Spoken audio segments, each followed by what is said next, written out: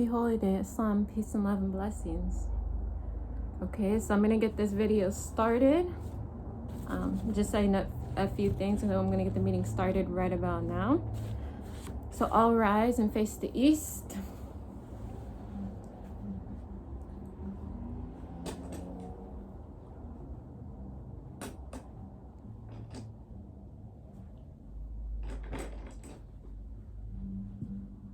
Allah, the Father of the universe, the Father of love, truth, peace, freedom, and justice. Allah is my protector, my guide, and my salvation, by night and by day, through His holy prophet, Noble Jali. Amen. Salvation, Allah, unity. The Moorish Science Temple of America, the Divine Constitution and Bylaws. Act 1. The Grand Sheikh and the Chairman of the Moorish Science Temple of America is empowered to make law and enforce laws with the assistance of the Prophet and the Grand Body of the Moorish Science Temple of America. The Assistant Grand Sheikh is to assist the Grand Sheikh in all affairs if he lives according to love, truth, peace, freedom, and justice, and it is known before the members of Moorish Science Temple of America. Act 2. All meetings are to be opened and closed promptly according to the Circle 7 and love, truth, peace, freedom, and justice. Friday is our holy day of rest because on a Friday the first man was formed in flesh, and on a Friday the first man departed out of flesh and ascended to his Father God Allah. For that cause, Friday is the holy day for all Muslims all over the world. Act 3. Love, truth, peace, freedom, and justice must be proclaimed and practiced by all members of the Moorish Science Temple of America. No member is to put in danger or accuse falsely his brother or sister on any occasion at all that may harm his brother or sister, because Allah is love. Act 4. All members must preserve these holy and divine laws, and all members must obey the laws of the government, because by being a Moorish American, you are a part and a partial of the government and must live the life accordingly. Act 5. This organization of the Moorish Science Temple of America is not to cause any confusion or to overthrow the laws and constitution of the said government, but to obey hereby. Act 6. With us, all members must proclaim their nationality, and we are teaching our people their nationality and their divine creed, that they may know that they are a part and a partial of this said government, and know that they are not Negroes, color folks, black people, or Ethiopians, because these names were given to slaves by slaveholders in 1779 and lasted until 1865 during the time of slavery. But this is a new era of time now, and all men now must proclaim their free national name to be recognized by the government in which they live in the nations of the earth.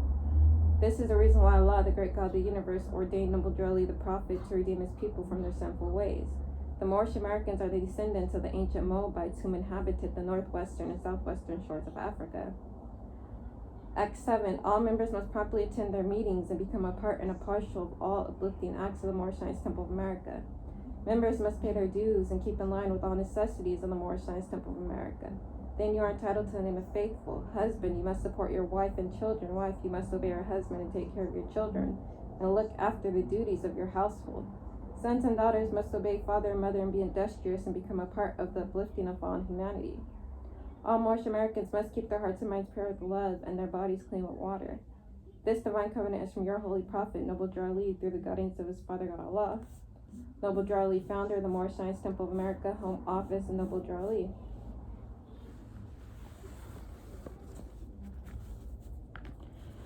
The Holy Koran of the Moorish Science Temple of America, Circle 7, divinely prepared by the noble prophet Jali, by the guiding of his Father God Allah, the great God of the universe, to bring man from his sinful and fallen stage of humanity back to the highest plane of life with his Father God Allah.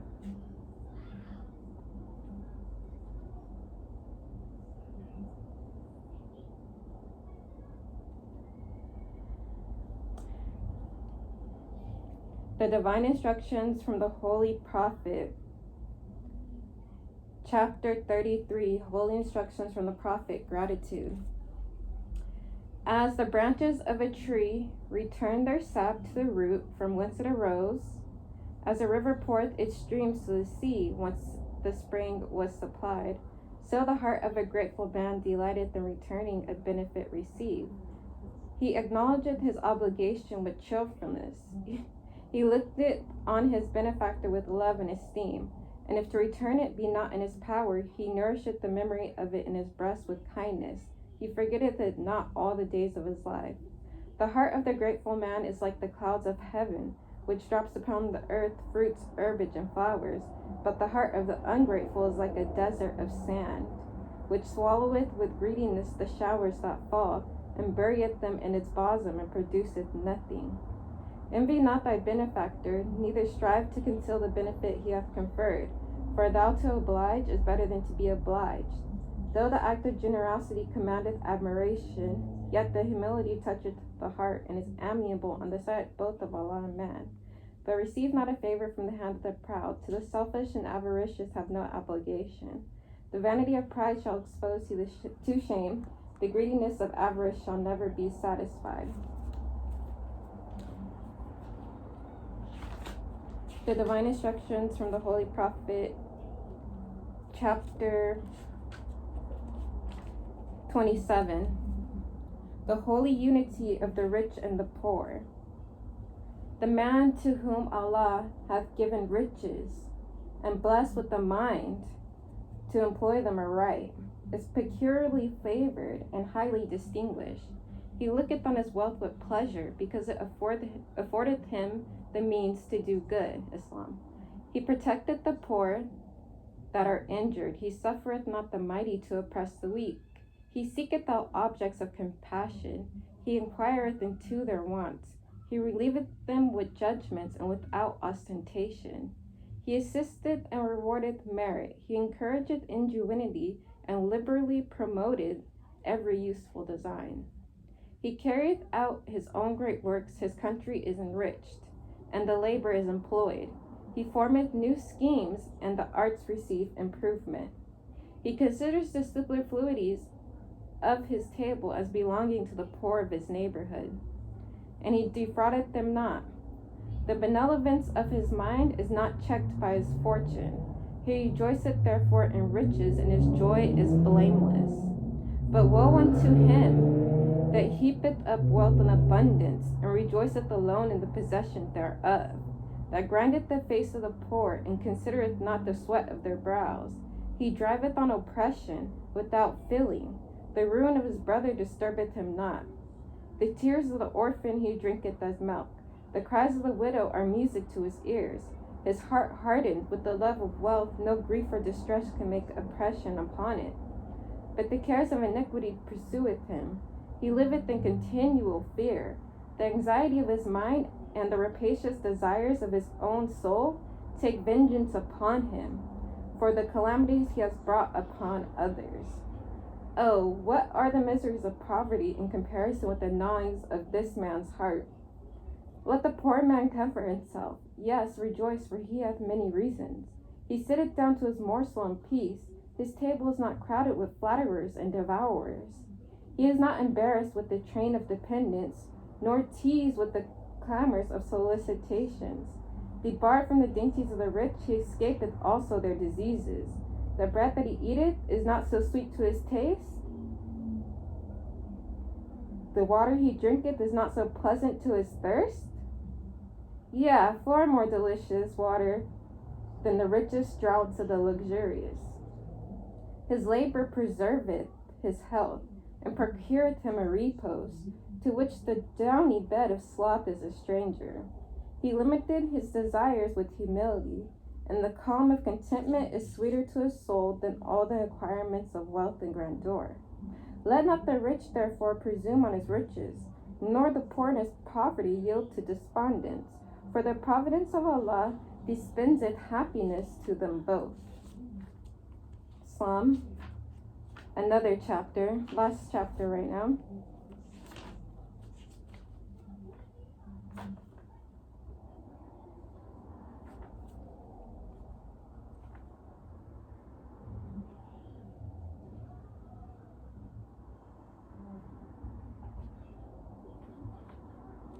Chapter 39, the Holy Instructions from the Prophet, chapter 39.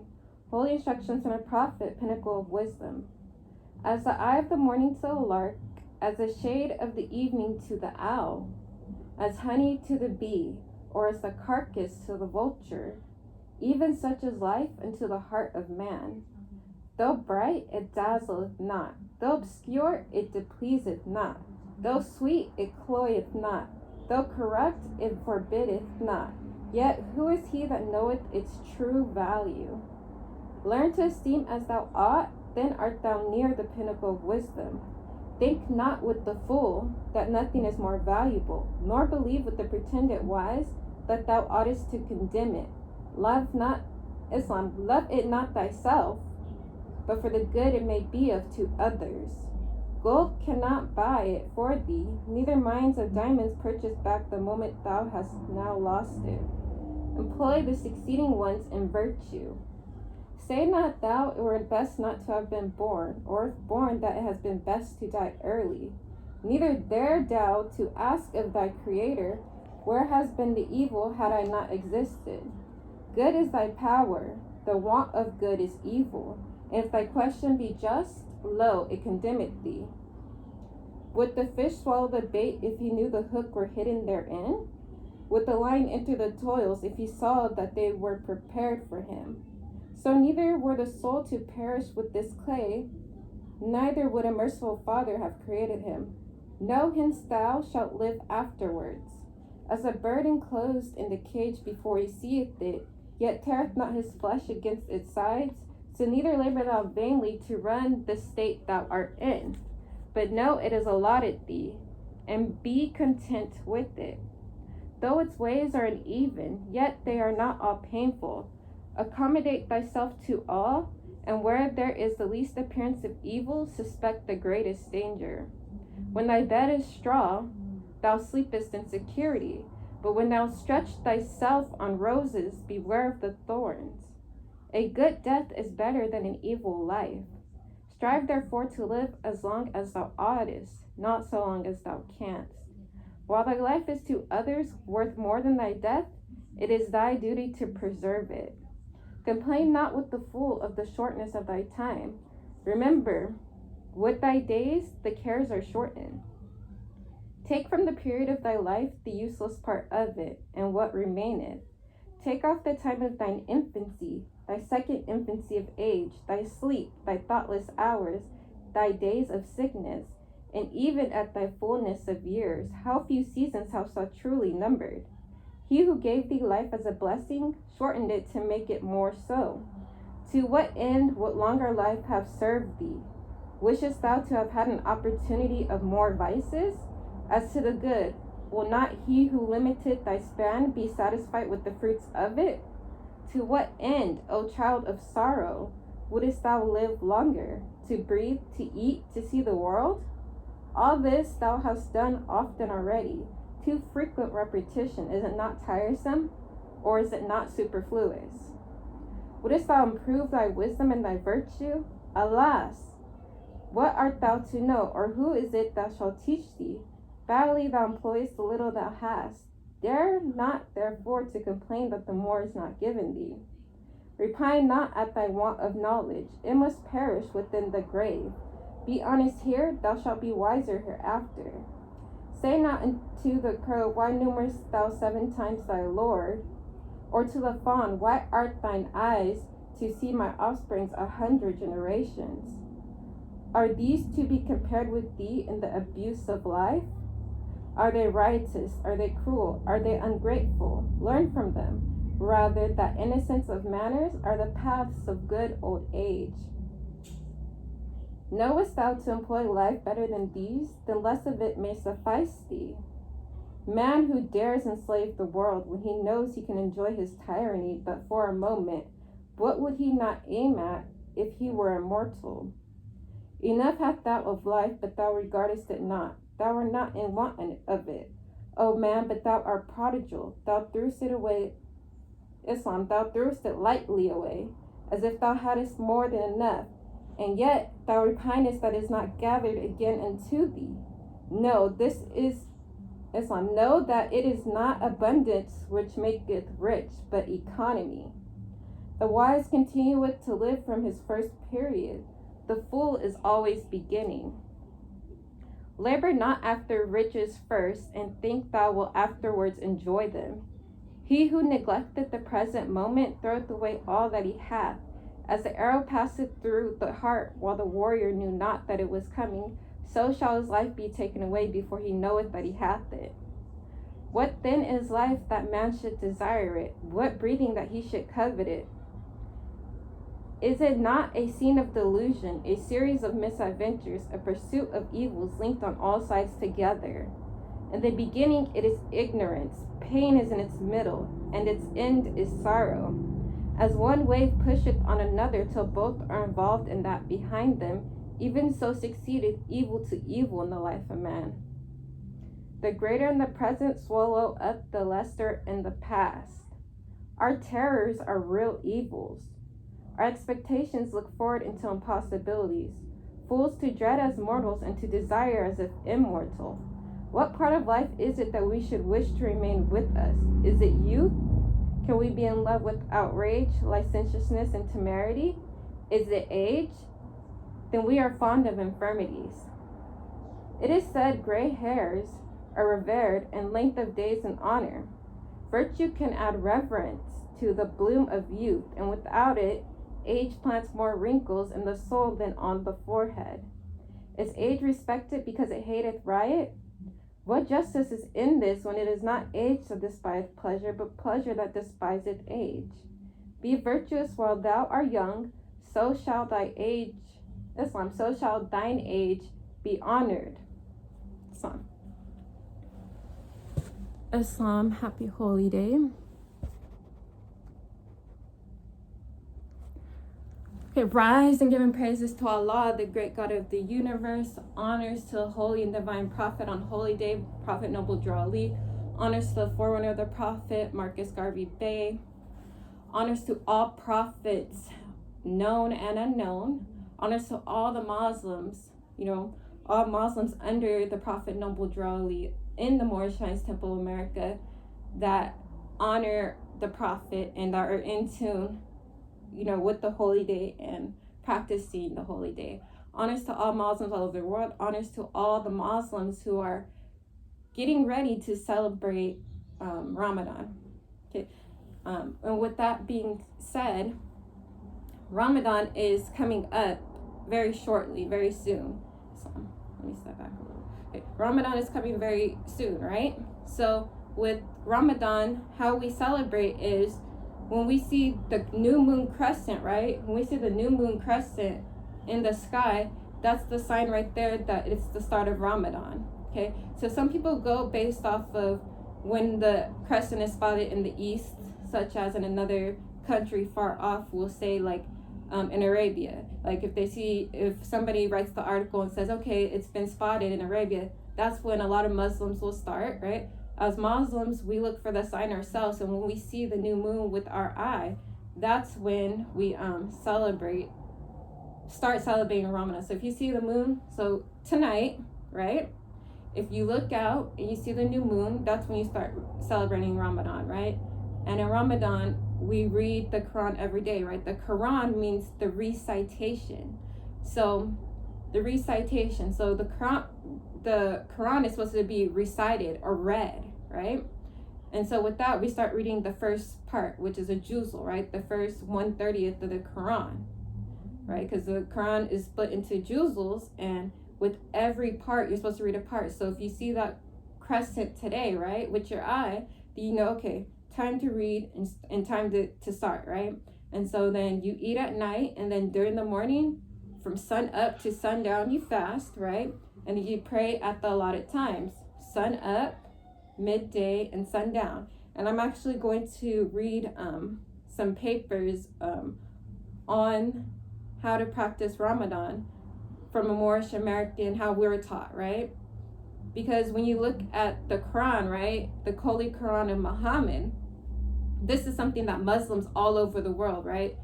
Back in the Prophet's day, it was 200 million. I imagine that it's more now, right? More Muslims. Customs and actions are ruled by this. So it's not just a Moorish American thing, right? This is an Asiatic thing. This is all the Asiatic nations are practicing this, right?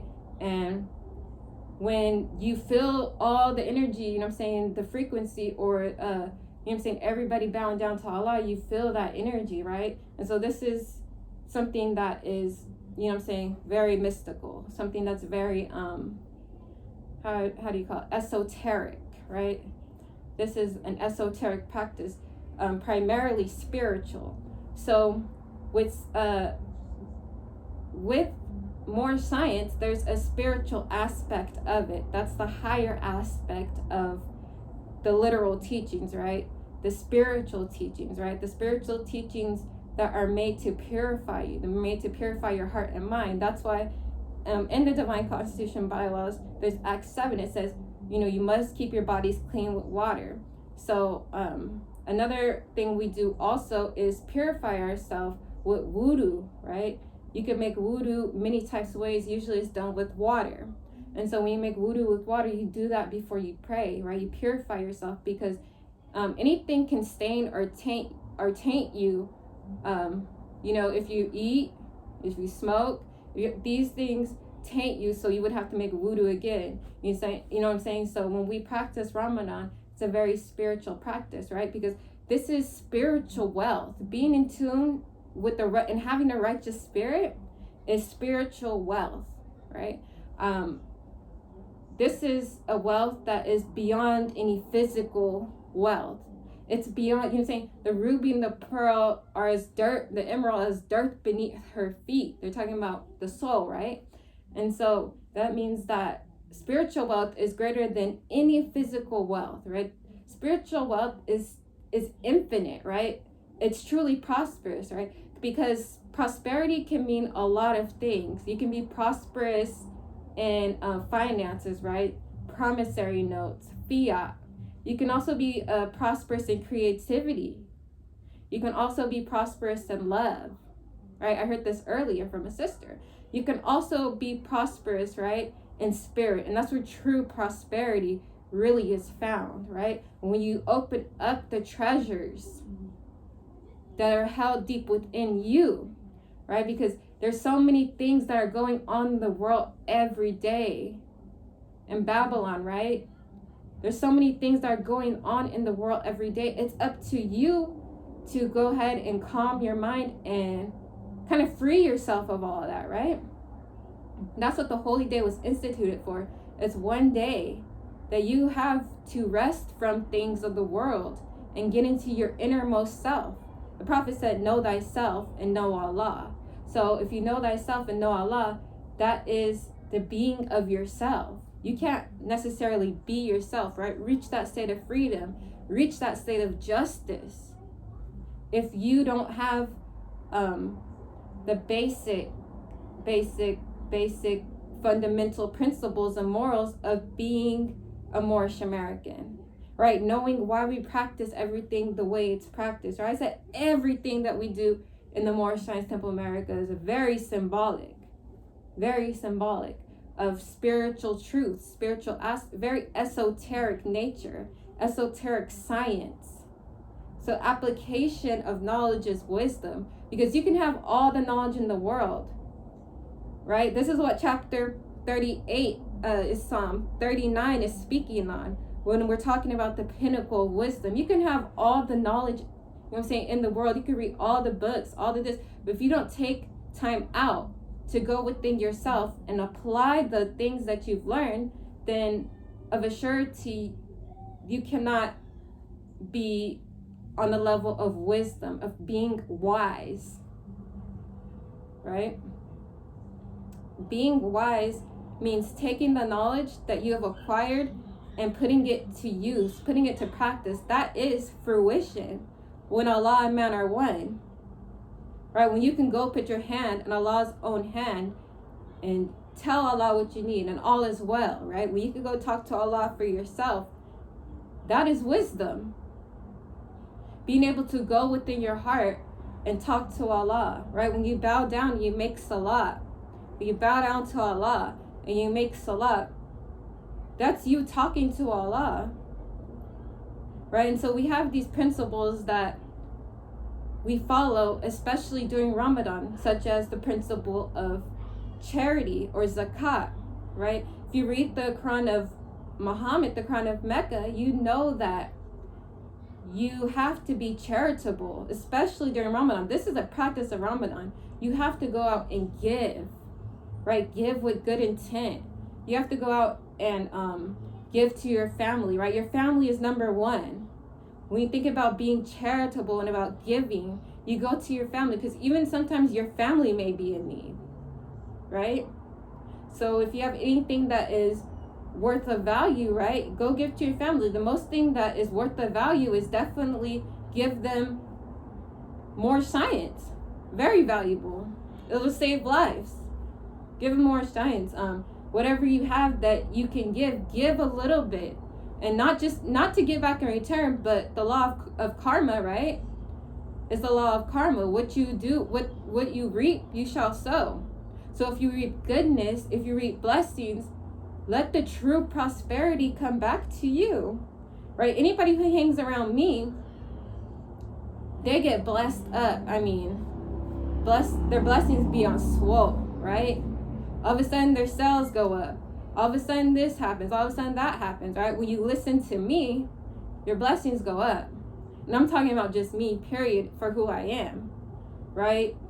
I instruct you, you listen to me, you do what I say. Watch your blessings go up tremendously. I'm saying, watch your wealth increase, your spiritual wealth. Watch it increase. Watch it increase tenfold, right? Because spiritual health or spiritual wealth is where the real health and wealth, so is where the real health is at. Being spiritually aligned in thought. In everything you do, every step that you take, you must be spiritually aligned. If you're going to be a Moorish American under the Holy and Divine Prophet Noble Drew Ali, under the Moorish Science Temple of America, every step that you take should be blessed. Everywhere that you go, it should be blessed. Everywhere that I go, blessings. On blessings, on blessings, on blessings. Why? Because I carry forth that energy. I carry forth that wisdom in every walk of life. And consistently healing people. That's what we all have to do until everybody is just blessings. And that's what it takes to uplift people. It takes, of course, the Moorish Science Temple of America. Of course, it takes a prophet. But it takes man, right? It takes us as man going out and bringing those blessings wherever we go. Because there's so many times that other spirits are being imparted on people in their heart and mind. They're carrying around these spirits. They're transferring these spirits, right? They're giving away these spirits. But it's up to us to really go out and give the good spirits, right? The good news, the goodness of Allah, and bring it to them and be a walking example that they can have, a walking example that they can utilize, a walking example. They hang around you enough, right? It's energy that's merging on a subconscious level when you go and put your energy around other people.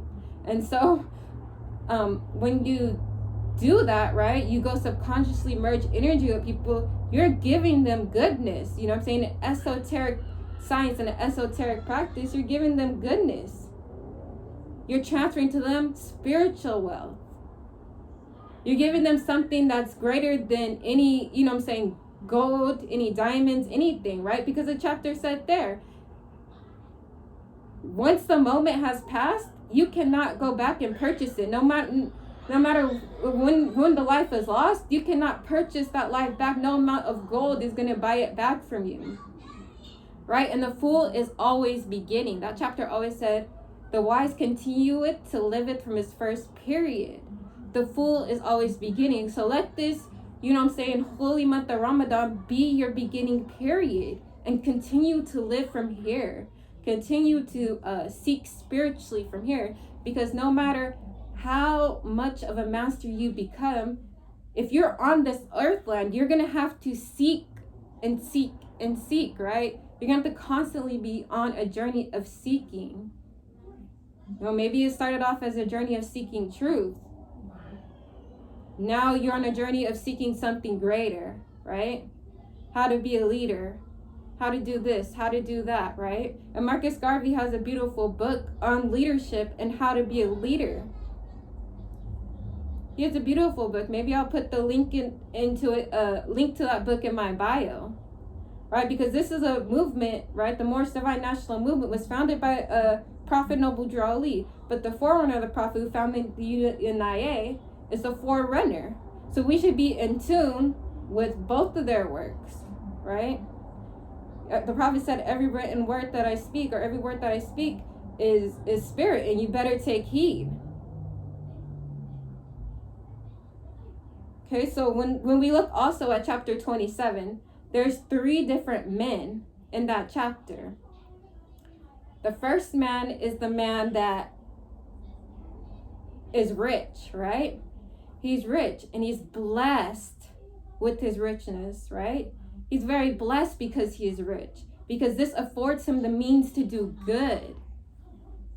He's able to do good. He's able to improve employment. He's able to also form new schemes, right? He's also able to bring up the vibes, right? He's able to do this with his richness, right? He's able to produce good. And then there's the second man who heapeth up wealth in abundance. Is kind of like a pig. I would liken it to a pig. You know what I'm saying? Greedy, greedy, greedy, greedy, greedy. Doesn't share not a dime, not a cent, right? He's the one who's like, you know what I'm saying? I can't spend $1. Because if I spend $1, what if I need it back one day? And it's like, okay, that's not the measure, right? You give without fear, right? Fear-based thinking is very, very detrimental to our people.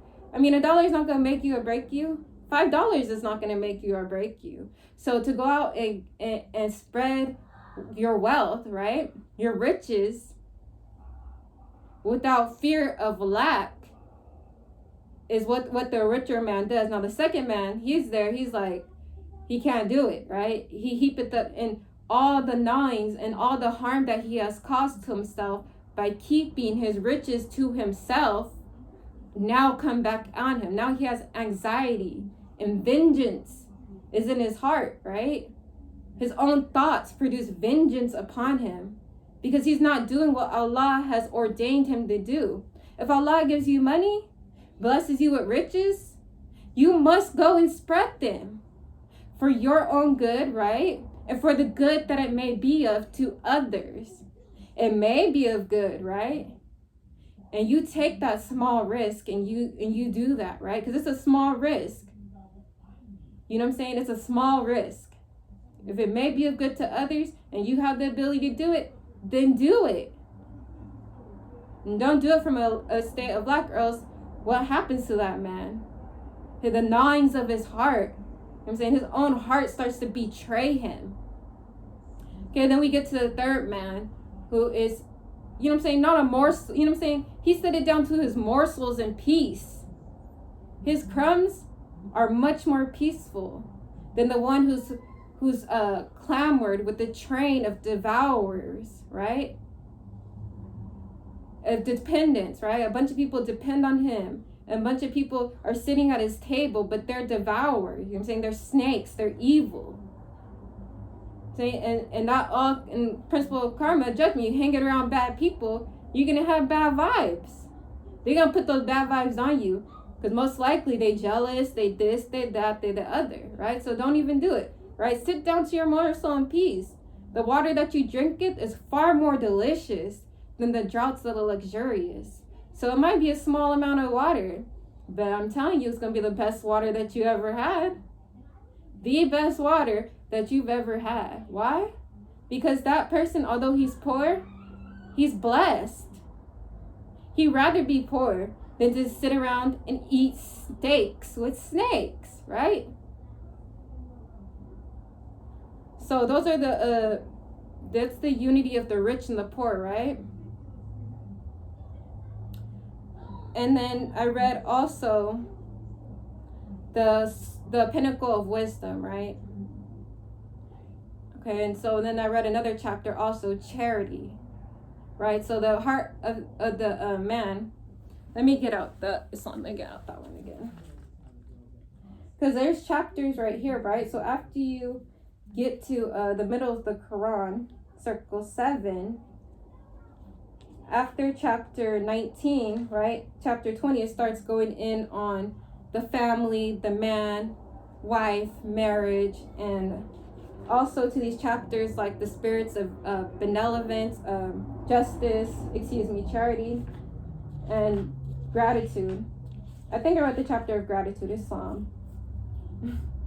It was the chapter of gratitude, the social duties, the master and the servant. So all this has to do with family and with nationhood, I would say. These chapters right here, chapter 20 through about chapter 35, definitely have to do with nationhood. We get to chapter 36 through about chapter 45. Those have to do with the lower self, right? And what distinguishes you from the other forms of creation, right? And knowing thyself. So gratitude. As the branches of a tree return their sap from whence it arose, a river reports its streams to the sea whence the spring was supplied, so the heart of a grateful man delighted the returning of benefit received. Okay, so this chapter is about gratitude. All of creation has reciprocal helps and mutual obligations, right? The tree drops its sap to the roots that rose it up. When a tree drops its sap, that is seedling for another tree to grow, right? And the river pours its streams to the sea, right? From where the water cycle, the water circulates, right? Ain't no new water being added to this planet, right? The water circulates. You get into the science of water and you realize that water has memory, right? Water remembers everything. You could bless water up with love. There's a whole science to water, right? So a grateful man, just like all the creation, a man that is grateful in his heart is going to acknowledge a benefit he has received and return it, right? Verse 2, he acknowledges his obligation with cheerfulness. So he's happy to return a blessing, right? He looketh on his benefactor, the one who has bestowed the blessing on him. He looks at them with love and esteem, right? With admiration. And if he cannot return a blessing, right? Verse 3, if a grateful man cannot return that blessing, he remembered that in his heart all the days of his life, right? If he cannot return it, and if to return it be not in his power, he nourisheth the memory of it in his breast with kindness. He forgetteth it not all the days of his life. So as Moorish Americans, right, under the Pamphlet, as Muslims, right, these are the type of spirits that we operate off of, gratitude, right? If everybody in this world operated off of spirits like this, like gratitude, it would be a lot less fussing and fighting, right? I always seen the meme where people are like, yeah, when you borrowed the $40, you were smiling, but when I asked you to return it, you didn't even return it, right? People fuss and fight over little petty stuff, right? If everybody has this beautiful spirit like this grateful man, oh, how blessed would the world be, right? So the heart of the grateful man is like the clouds of heaven. Like, that's beautiful, right? Which drops upon the earth fruits, herbage, and flowers. But the heart of the ungrateful man, so that was the first man, the grateful man. Now we're going to get into the second man, the ungrateful man. But the heart of the ungrateful is like a desert of sand, right? Which swalloweth with greediness the showers that fall, and buried them in its bosom, and produceth nothing, right? Just taking. It has to be give and take. So with sand, usually nothing can grow in the sand, right? You plant a seed in the sand, it cannot grow. It doesn't have the proper nourishment, right? I've seen some seeds grow in the sand, though. Don't get me wrong. But this is typical of the sand. So envy not thy benefactor, right? So envy is not in his heart, right? Of a grateful man. Neither strive to conceal the benefit he hath conferred, right? I had somebody who donated $5 to me one time. When I first started teaching on this page, and you know what I'm saying, I didn't conceal it at all. I posted him in my story. I said thank you. I put the screenshot of the donation and everything. You know what I'm saying? Because I was happy. I couldn't conceal that. For thou to oblige is better than to be obliged. So for you to give is better than to be given to, right? Though the act of generosity commandeth admiration, yet the humility toucheth the heart, and is amiable on the sight of both Allah and man. So when you have that humility, right, and that generosity, it is amiable, right? It's lovable. It's kind. You know, everybody sees that as kind. No matter, you know, say what kind of person you are, somebody would be like, oh, you're kind. Oh my God, that's so much love, right? It says, but on the side both of Allah and man. So Allah, it's the side of Allah that people should really be worried about. But it says Allah and man. So that's double blessings, right? But receive not a favor from the hand of the proud, right? To the selfish and avaricious have no obligation. The vanity of pride shall expose thee to shame. The greediness of avarice shall never be satisfied. So if you keep on giving out to these sources that are just greedy, right? That are selfish, that are avaricious, you know what I'm saying? You're going to hurt yourself. So make sure that you protect your riches and give them out to those who are necessary. And then after this, we have the chapter of sincerity. Chapter 34, a beautiful chapter. I'm going to just read the first verse. O thou who art enamored with the beauty of truth and hast fixed thy heart on the simplicity of her charms, hold fast thy fidelity unto her and forsake her not. The constancy of thy virtue shall crown thee with honor. So it's that consistency, right? You have truth, keep going towards it. Keep gaining more of it. Hold fast into the truth that you have so that you can go and get more, right? You take the steps that you take towards Allah, Allah will take those same steps back to you, and that's how you will get closer and closer to Allah, right? And so chapter 39, we'll go back to chapter 39 really quickly. I just want to touch on this. Okay, so chapter 39, verse 1. As the eye of the morning to the lark, as the shade of the evening to the owl, as honey to the bee, or as the carcass to the vulture, even such is life unto the heart of man. Though bright, it dazzleth not. Though obscure, it displeaseth not. Though sweet, it cloyeth not. Though corrupt, it forbiddeth not. Yet who is he that knoweth its true value? So when you look at this, verse 1 and verse 2 go hand in hand, right? As the eye of the morning to the lark, right? That's bright. Though it's bright, right? As a shade, it dazzleth not, right? As a shade of the evening to the owl, right? Though obscure, it displeaseth not, right? As the honey to the bee, though sweet, it cloyeth not. Like it doesn't, though sweet, you know what I'm saying? You're not tricked. Or as the carcass to the vulture, though corrupt, it forbiddeth not. Even such is a life unto the heart of man. Who is he that knoweth this true value? All right, so this is the pinnacle of wisdom. So although life can be bright, it does not dazzle you. Though obscure, it can be dark, it doesn't displease you. Though sweet, it does not cloy you, it doesn't trick you. Though corrupt, it does not forbid you. Right? So what is its true value?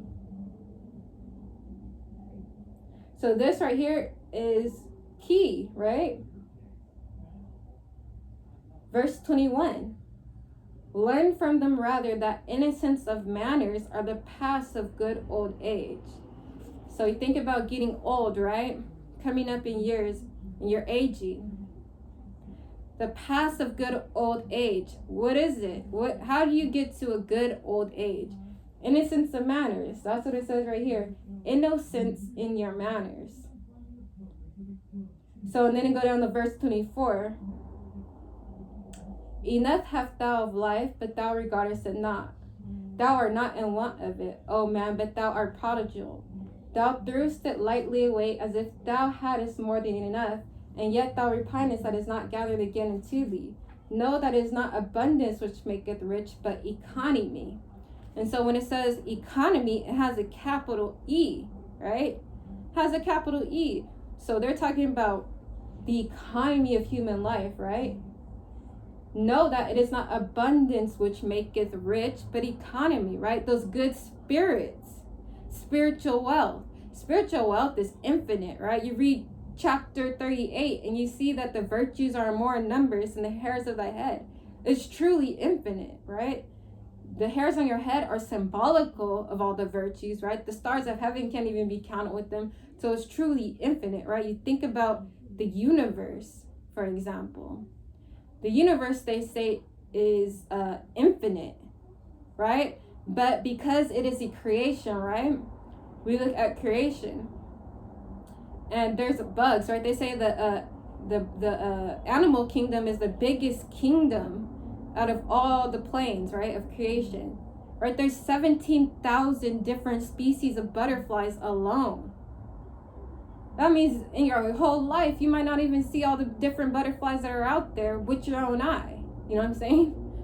Because the bug kingdom is just, there's so many different bugs. I was on Instagram today, I seen a caterpillar that I've never seen before. It was a caterpillar that looked like a leaf, right? It looked like a leaf. I don't know, it's something I never seen before. And so you think about the planes of creation, right? Protoplasm, earth, plant, beast, man, the 5 lower forms of creation, right? That you can see with your eyes. You know what I'm saying? You think about those: protoplasm, earth, plant, beast, and man. Okay? Think about those 5 lower creations, or the 5 creations that fell, we'll say. We don't call them lower, we'll say they fell, right? And when we get to this physical world, it's a slow vibration so we can see them, right? In the physical world, because it's vibrating so slow, and our eyes are flesh eyes, so they pick up these creations, although there's much happening in the unseen around us, right? But Earth is a planet, right? Earth is a planet. So if the planets are part of creation, we know that they're finite, that creation is essentially finite, then we know that the universe actually ends somewhere, right? But it's very symbolical of Allah, right? Very symbolical of, you know what I'm saying, the might, the majesty of Allah, the everlasting, the infinite aspect of Allah. So the true economy is in the heart, right? And even in this chapter right here, it goes to the fact that we like, you know what I'm saying, this type of person, oh child of sorrow. So this is a child, right?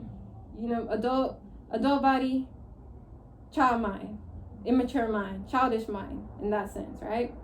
So this type of person, I'm saying, throw it lightly away. Oh, I'm gonna start tomorrow. I ain't gonna be good today, I'm gonna start tomorrow. Yeah, let me get it in one last time. Let me do this one last time. And say, might as well. Let me start tomorrow, right? That person is a fool, right? The fool is always beginning, right? It has to come to a point where you start in this journey and know that you're not going back to those low vibes ever, right? Your eyes are wide open. Keep your eyes wide open no matter what, right? You cannot go back to that shrouded mind state, right? I don't know if you guys seen that one movie, They Live, but you know what I'm saying? He got the rose, sunglasses on, where everything is just, beautiful and whatnot. And he took them off and said, you can't keep throwing them back on. Take them off and see what's real and look around, right? Because we need to raise the people up. We don't want to look around and see death and destruction at every turn. What we're working on is for a future of prosperity for our posterity, right? We're working on a beautiful, generous future that includes all of humanity, all nations that are on this earthland.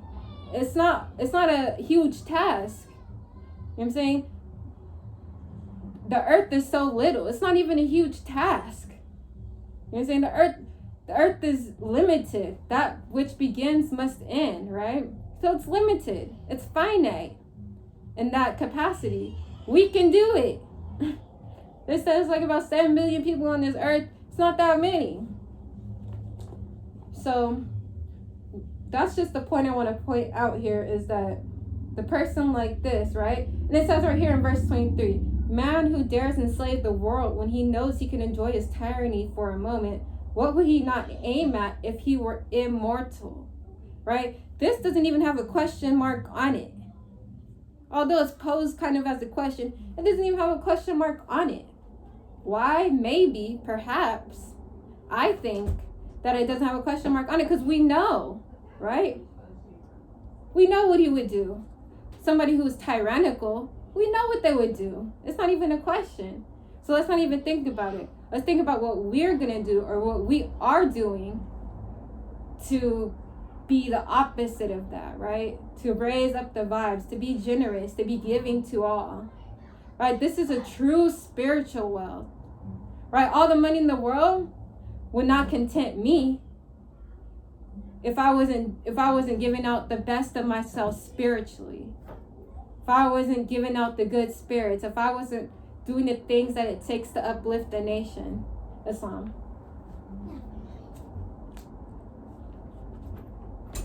All right, so you got to start somewhere and keep it going and stop giving yourself excuses, because the Prophet said no excuses, right?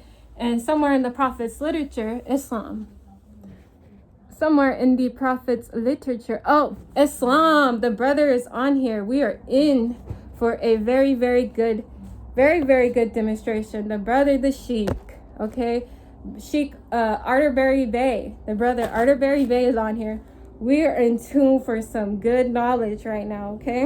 I'm going to have you join in a minute, brother. I'm going to send you the video request, and with peace and love and blessings, I hope that you are able to give us some good word, all right? So I was going to read the paper on Laylatul Qadr and, you know, how we practice Ramadan, but the brother is here, so I want him to join. So I'm going to send you the video, brother, whenever the request, and whenever you're ready to join, just let me know, okay? Just go ahead and accept it. Islam, Sister Mariah, Islam. In for a blessing right now.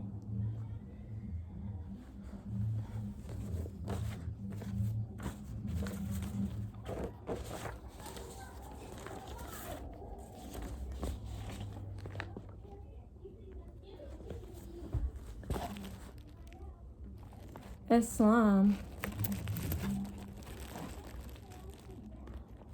Islam. Ramadan Kareem. Okay, generous Ramadan. Blessed Ramadan. I haven't sighted the crescent moon just yet. However, I'm going to look outside. Okay, so let me read this. I'm going to wait for the brother to join. I believe I sent him the request. Okay, so I resent the request. So let me read this. Islam. Okay. So during the holy month of Ramadan, the Holy Koran was revealed to Angel Jibril in order to pass as a divine message to the Holy Prophet. So Laylatul Qadr is the first night that the Angel Jibril came in revelation to the Holy Prophet Muhammad. This took place when Prophet was in meditative prayer salat in the cave called Hira and was told by the angel Iqra, which means read. Okay, may Allah forever bless them. Right, so as I spoke earlier, Quran means recitation. So when we talk about the Quran, it's a recitation, right? We must recite it. We must recite it out loud. This is probably why we read the Holy Quran, Islam, out loud in the meeting, right? We're reciting what the Holy Prophet has told to us or has given to us. And with this, you should read it or recite it out loud.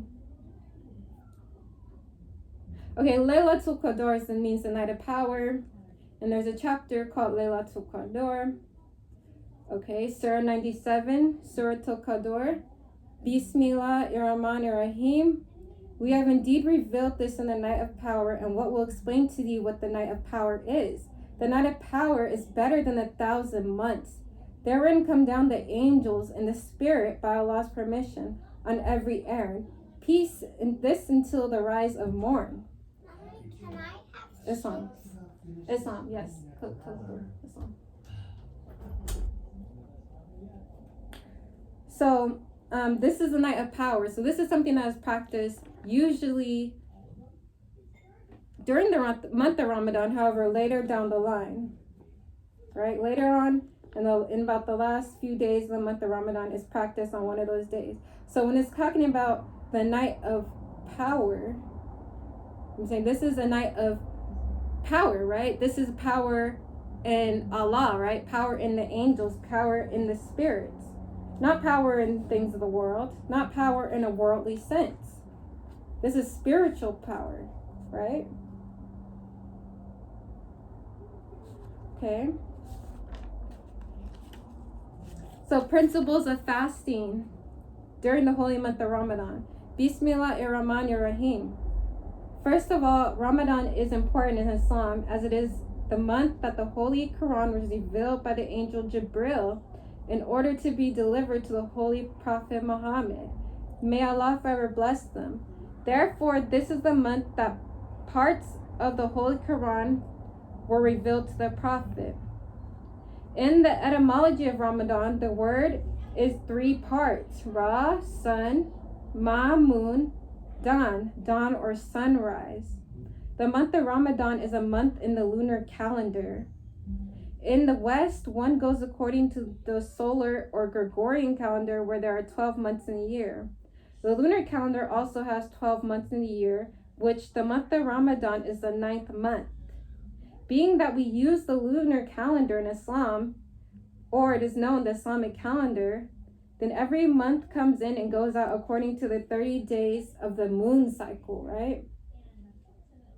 The Islamic calendar is known as Hijri calendar, as it refers to or begins with Hijra, flight of the Prophet Muhammad.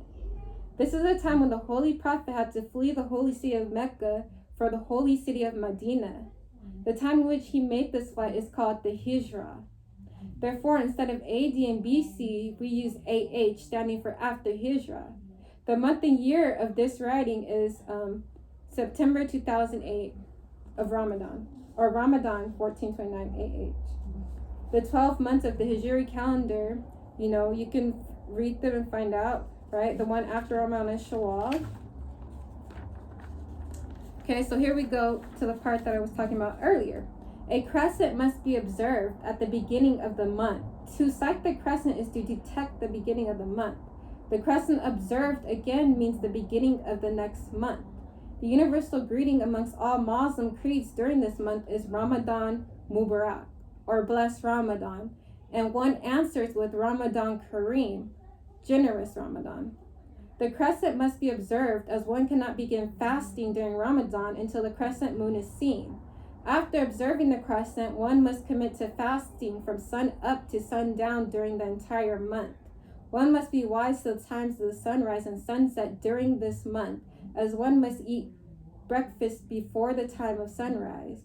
For example, if sunrise is at 6:30 a.m., then one has to prepare and eat breakfast by that time.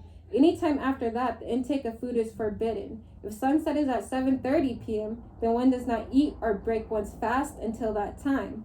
When one breaks one's fast, he or she must do so with a small portion of food at the exact time of sunset. Some fruit or something light while drinking water or whatever will successfully break the fast. One may not fast longer than the prescribed time of sunrise to sunset, as it is set as a blessing and command from Allah. Therefore, one must break fast at exactly sunset during the holy month of Ramadan. One eats and drinks enough in order to free the mind of any urges during Salat, so that the temptation of rushing Salat in order to eat does not exist. Also, while fasting, one must know that prohibited, other than the intake of food and drink, are intimate contact with one's spouse, fighting, fussing, foul or foolish language, and anger will also break one's fast. We also fast from technology. One has the option of fasting during certain times or conditions, such as traveling in the absence of help. If one is traveling and after reaching their destination, they may fast, especially if they're going to be stable for a period of days or months. One must also read the Holy Quran of Muhammad every day during the month. The Holy Quran has been unfolded into 30 parts or juzul. That's one part for every day of the month. Therefore, if one reads a juzul a day, one will have read the entire Quran from cover to cover by the end of the holy month. Therefore, in review, one must wake up in the morning and prepare one's morning meal or breakfast and eat before sunrise and make Fajr Salat. one fast during the entire day during sunlight hours and breaks one fast at exact time of sunset with a small portion of food. After that, one makes salat and then eats the big portion and can now eat, drink, etc. Okay, that's from the AC of the MST of A. Okay, and I have some more papers here. I wanted to do a lot of reading today, as is custom usually. It's to me, I haven't started the new moon crescent yet, but usually when we have a holy day meeting and it's the beginning of Ramadan, or we have a Sunday school meeting, it's the beginning of Ramadan, we read the entire meeting. We read the Holy Koran, the entire meeting, right? And so to go back on what I read right here, right? It's talking about the Islamic calendar and how we follow the moon cycle and how Muslims all over the world follow the lunar calendar and we use AH. I even seen a brother on here use another term. What did I think he wrote I forgot what he wrote, but he said is 126, right? This was a couple of days ago. 136, right? After Noble Drew Ali. He started the time all over again, right? 136. After the Prophet, right? I think he put AP, right? Because he said Prophet comes, he opens up another cycle. It's a new era of time now. And I say, I like the science in that, brother. I like that. Right? I can't say that's wrong or that's not right, because it sounds pretty good.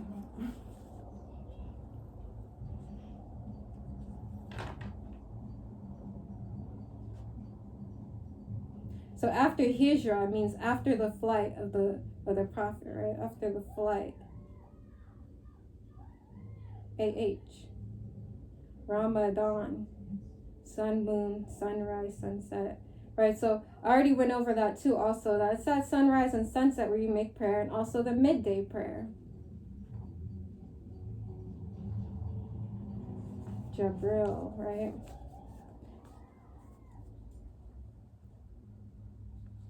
So that's how generally it's practiced. Now, as you get, older and more shines, maybe you might add some more to your practice. Like I'm thinking about switching up my practice a little bit this month, right? And we also make zikir, right? Zikir is repeating, Allah's name, right? We say Bismillah, Subhanallah, Alhamdulillah, Allahu Akbar, La ilaha illallah, A'udhu billah minash shaitanir rajim, Astaghfirullah, right? And we chant those 100 times, and the beautiful practice of zikir has so many benefits, right? We have 24 on this list right here. 24 benefits of doing zikir, right? 24 of them. Right, so let me read this list, okay? Zikir keeps away Satan and weakens his strength. It is the cause of Almighty Allah's pleasure. It relieves the mind of anxieties and worries. It produces joy and happiness in the heart and strengthens the body and mind. It brightens the face and heart. It invests one with awe so that the seeing eye is filled with awe and pleasure at one sight. It induces love for Allah, which in fact is in the spirit of Islam and the pivot of faith, and the source of success and salvation in the hereafter. He who seeks to access the love of Allah should do zikir profusely. Just as reading and repetition is a door of knowledge, so zikir of Allah is the gateway to His love. Zikir involves muraqabah, deep meditation, through which one reaches the stage of ihsan, wherein a person worships Almighty Allah as if actually seeing Him. The attainment of this stage of ihsan is the ultimate objective of Islam. It helps realization of Allah so that by and by a stage is reached when He comes to regard Almighty Allah as His sole cherisher, guardian, and master. It is the key to nearness to Almighty Allah. The greater the zikir, the greater the nearness to Allah, and the greater the indifference to zikir, the greater distance from Him. It opens the door of ma'arifat, realization of Allah. It makes one realize the greatness and grandeur of Almighty Allah and strengthens the consciousness of His omnipresence. Zikr of Allah causes one's mention in the court of Allah, as said in the Holy Book. Remember me, and I will remember you. Right? The more steps you take to Allah, the more that He takes towards you. It gives life to the heart. It is food for the heart and soul. It cleanses the heart of its lust. It safeguards against pitfalls and lapses. The heart of a neglectful person is tormented by a feeling of remoteness from Allah, and nothing other than zikr can rid the heart of this feeling. The words of zikr keep on moving around the ark of the Almighty Allah. If one remembers Allah in happiness, Almighty Allah remembers him in his afflictions.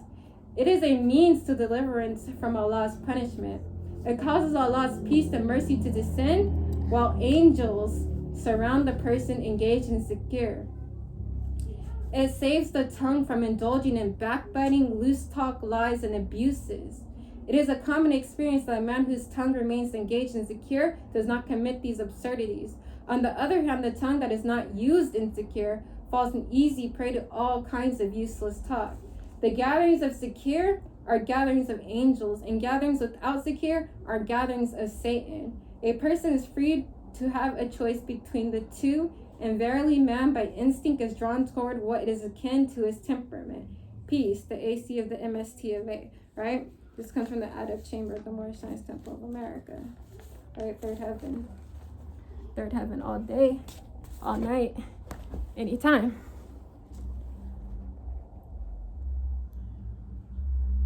Islam, Mariah, I actually do have on your jewels, if you can tell. And it's saying got those jewels of self-love. This one right here is powerful, you know. I love these jewels. And, you know what I'm saying? I love how the culture is coming up, right? Islam, let me stop.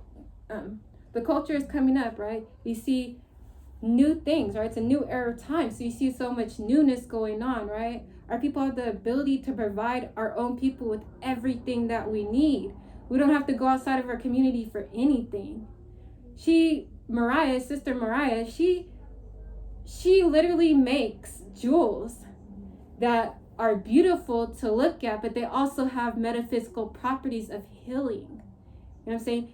She calls it style cosmology. And once I got her products, I seen what it meant. It means having style, but having a purpose behind the style. And as you see, you probably can't even really see it. You know what I'm saying? Because, you know what I'm saying, I'm not all super showy and flashy and whatnot. You can't even see it, but they're beautiful. You know what I'm saying? Charged up with a lot of energy. It has this sister's energy on it, right? It's one of my sisters right there that I want her to be in the Moorish Sisters Auxiliary, right?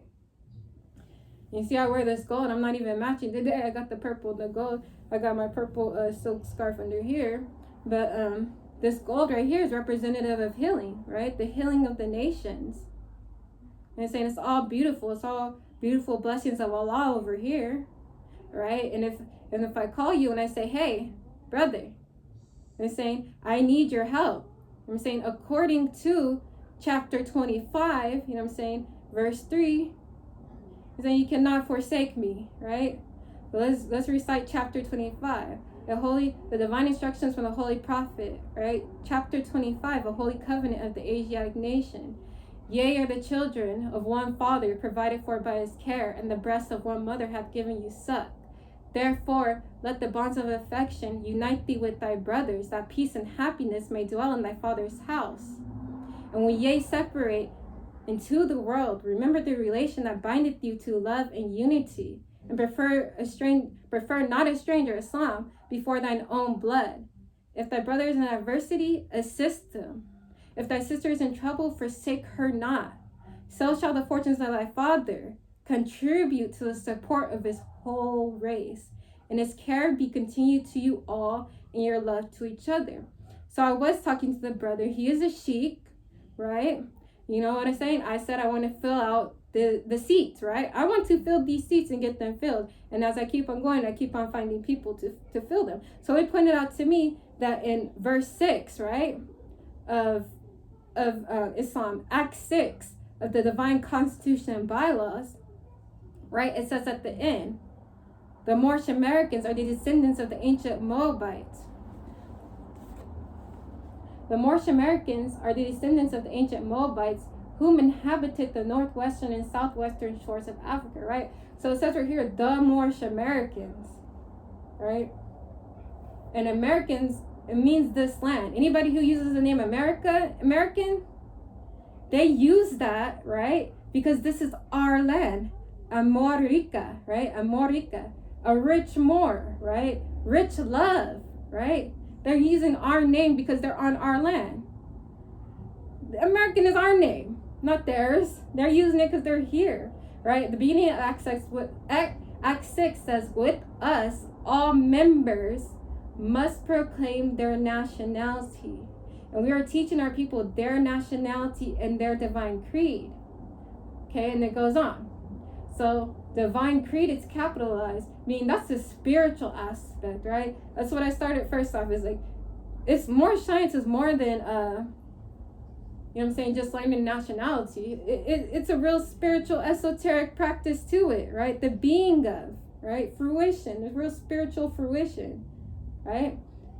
So it says, with us all members must proclaim their nationality. So you must proclaim your nationality. You don't automatically get it. However, I know a lot of sisters, right? When I went to the sisters group, right? I know a lot of sisters who have not seen a temple, have never seen a temple, but are Moorish American.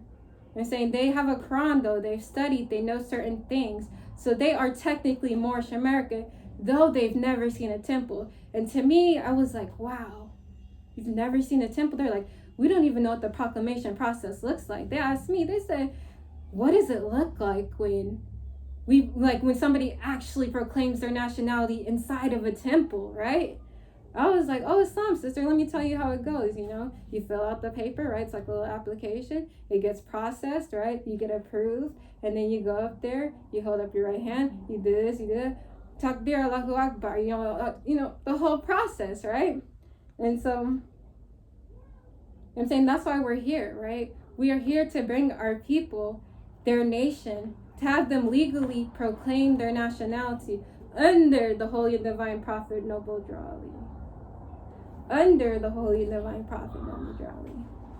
Okay, so the brother, I believe he's still on here. Please resend the invite. Oh, okay. See, I didn't see it.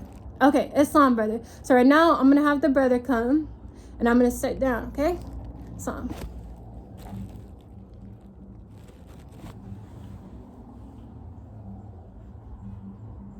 Islam.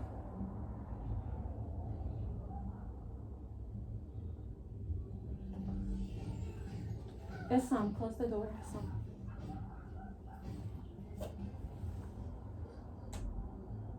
Islam. Islam, brother. Islam, can you hear me? Islam, yeah. I'm gonna go ahead and sit down.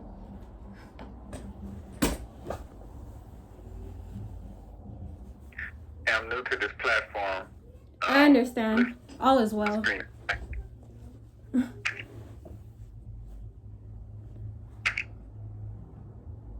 Yeah, my screen is blank. I don't know why, but that's cool with me. Can you hear me good? Yes, I can hear you. That's fine. Praise Allah. Honor to the Holy Divine Prophet Noble Drawley. First I rise, giving praise to Allah, the great God of the universe, author, governor, creator, and sustainer of the worlds, almighty, eternal, and incomprehensible. I rise, giving praise to Allah, for He is the King of kings, the Lord of lords, the God of all gods. The causeless cause, the rootless root from which all things have grown. Without Allah, there is nothing. Allah is the supreme reality. What we call reality depends on His whim, on His wish, on His creative thought. All praise be to Allah. He gave us the sun, the moon, and the stars. He stretched forth the heavens and the earth in 6 days and established Himself over the throne of power on the 7th day, where they say He rested. But no rest overtakes the Most High. No sleep nor slumber overtake the Most High. No fatigue approaches Him in guarding and protecting and maintaining that which He creates. All praise is due to Him, and we rise up praises to His holy name. We give honor to His holy and divine prophet, Noble Drawley. We give honor to all the true and divine prophets. We'd like to give honor to the prophet Noble Drawley because he comes to us as proof that Allah does send His prophets to the earth. A lot of people they get confused and they begin to doubt. I've heard people say, Jesus never existed. I heard somebody say Muhammad never existed. I heard them say Moses never existed. So when these things are floating around and put into the consciousness of the young and yet unborn, and those who will grow to carry the tasks and the weight of the world in the future, what happens is you begin to lose sight of the guidance of Allah. Because if the prophets didn't exist, then that means the guidance isn't real. And they say it's a joke and unreal.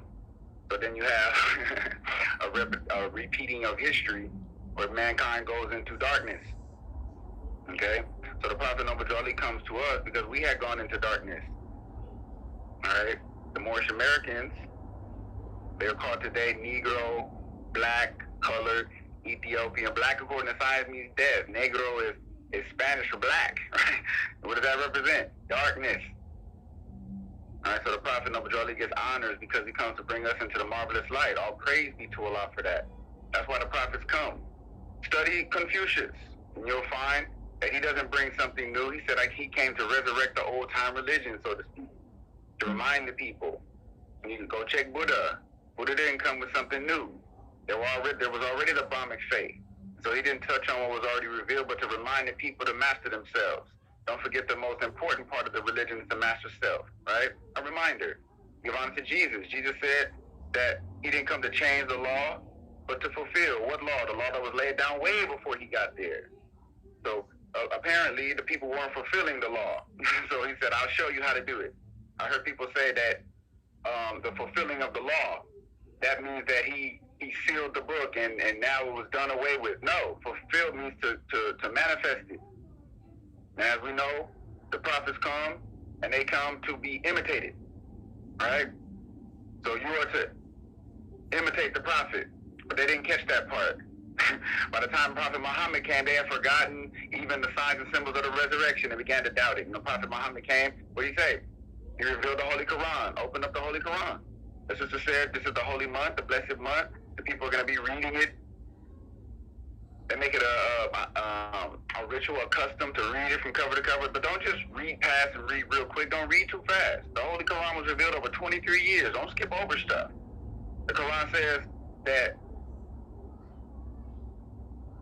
it is a revelation and a confirmation of what went before. Nothing new. Again, the old-time religion. The Moorish Americans. Who are we descendants of? The ancient Moabites who became known as the great Moroccans, who built the Moroccan Empire. To share with you a piece of history that the Prophet Jolly points us in a direction. I didn't learn it in school. I went to Catholic school and elementary school. I didn't learn it there. I went to public school, John Muir Junior High School, South Central Los Angeles. I didn't learn it there. I got kicked out of there. And then I went to Manual Arts for high school. I didn't learn it there. I went to Crenshaw High School, South Central Los Angeles. I didn't learn it there. Okay, I might have heard of the Moors at some point. Yeah, the Moors, they, not knowing it was we, us, my people, right? Mm-hmm. So the Prophet Jolly comes to point us in the direction of what we come to find out. That the Moors got put back on the map after straying after folly, going into darkness. It happens from time to time with all people. The Bible is an example of how the people get the light and go into darkness. We had gone into darkness. Prophet Jolly will give us a reference of this. It said at one point they were cast out of the holy city and had to receive permission from the pharaohs to settle and inhabit a whole different land. They were like refugees, right? And this was a very long time ago. But Allah sent the holy and divine prophet Muhammad to the earth around 630 AD. So we don't be confused. We're using the calendar that we use every day in America. All right? Anno Domini, in the year of their Lord, right? So in 630 AD, this is about 630 years after the prophet Jesus, Allah sent the prophet Muhammad, and he sent out a clarion call to Islam. Our prophet Noble Jolly teaches us that Allah sent Muhammad to unite Islam, not to create it. Read the Quran. It says that Allah named you Muslims in this and before this, talking about the Holy Quran of Mecca. When the Holy Quran of Mecca was revealed in 630 by the Prophet Muhammad, Allah said, in that day, Allah made you Muslims in this and before this. So there were Muslims before that. Okay? So the Prophet Jolly puts us in order. He says that Allah sent Muhammad to unite Islam. And so that's what he did. And so the call went out. It went out into Asia. It went into India. It went into Africa and covered almost half, or 2/3 of that continent. Okay? So when it reached our brothers and sisters, our forefathers in Morocco, in Northwest Africa, they heard and they accepted it. They recognized it as their very own. Some people say that Islam was spread with the sword. It was not. No. It took a very long time to make Christians out of our people. Hundreds of years, actually. But the Prophet Muhammad's word reached Northwest Africa, and in less than 70 years, you'll find from around 630 AD, during the time of the Prophet Muhammad, the Moors went into Spain, from Northwest Africa into the north, into Europe, and began to rule there under Islamic laws in 711 AD. Do your homework. Less than 70 years after the Prophet Muhammad revealed the Holy Koran, the Moors of Northwest took that information. Not only did they absorb it, not only did they relate to it because it was their ancient and divine creed, but they went and ruled somebody else's country, and they stayed there for 800 years. Our forefathers went into Spain from 711 to 1491. You know what happened in 1492? Columbus sailed the ocean blue. They discovered the New World. What were they doing before that? They couldn't come over here. We don't read that in high school. We didn't read that in the history book. I went to college. I didn't read it there. You know what I'm saying? They couldn't come over here. They tell you very little about what you had going on here. Not just Northwest and Southwest Africa. The Prophet Jolly would teach us North, South, and Central America. We had it going on. So the Prophet Jolly gets honored because he reveals this to us when somebody else wants us to be Negroes. They want us to be slaves. They want us to be unimportant. They want us to not have a part in it. Marcus Garvey comes for us. So we do not dare play victim. Prophet Jolly comes for us. It's time for me to read. The divine instruction from the Holy Prophet Islam, the Holy Koran of the Moorish Science Temple of America. We give honor to the Holy Koran of the Moorish Science Temple of America. Divinely prepared by the noble prophet Drew Ali. We call it Circle 7 because the Circle 7 is on the cover. I don't want to say too much. You know, I have a lot to say. I don't want to say too much. I have a lot to say, though. It was divinely prepared by the noble prophet Drew Ali by the guiding of his Father God Allah, the great God of the universe, to redeem man from his sinful and fallen stage of humanity, back to the highest plane of life with his Father God Allah. So the Prophet Drew Ali is clear about his mission. Very clear. But let's go into the lesson. Chapter 47. The Holy Islam, the divine instructions from the Holy Prophet. Chapter 47. Egypt, the capital empire of the Dominion of Africa.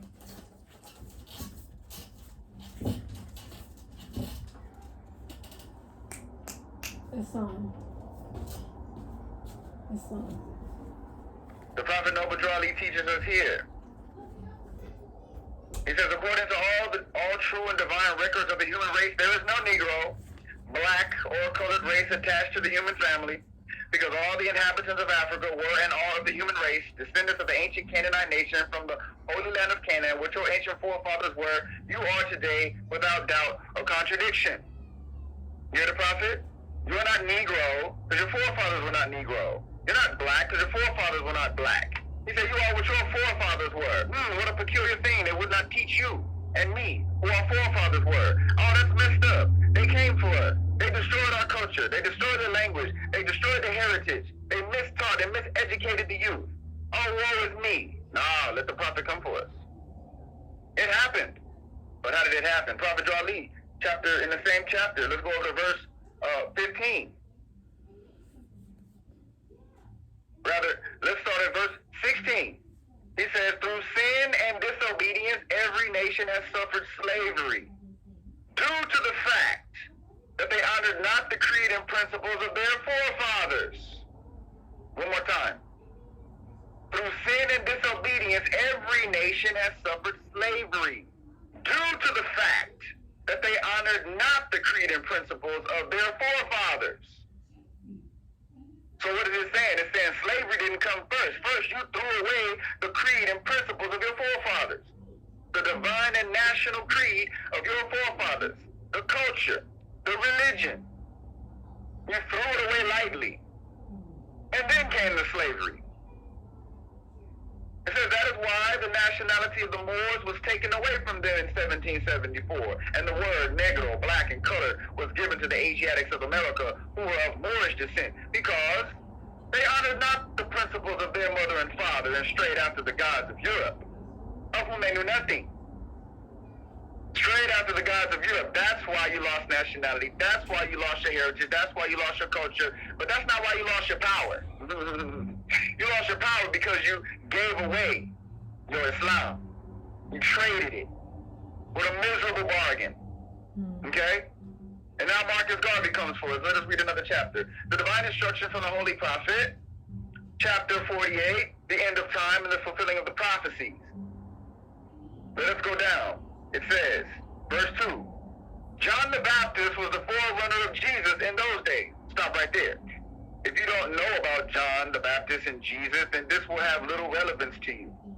So when you read the Koran, make sure you stop to get understanding. Like I said earlier, it has become custom to read the Holy Quran of Mecca during the whole month of Ramadan, right? For 30 days, you just read all the way through it. Oh, you're going to miss some stuff. I don't encourage people to read that like that. The Holy Quran of Mecca doesn't tell us to do that. That's a custom, okay? But when you study the Prophet, the law of Allah, the divine revelation, you don't rush. You don't rush through. You take your time and you get understanding. Wisdom is the principal thing. We want to be wise. In all thy getting, says the great King Solomon, get understanding though. Okay, understanding, Prophet Raleigh comes to teach, is the rock upon which man builds himself. You can't build yourself without understanding. Okay? So when we come back, it says, John the Baptist was the forerunner of Jesus in those days, way back when, about 2,000 years ago.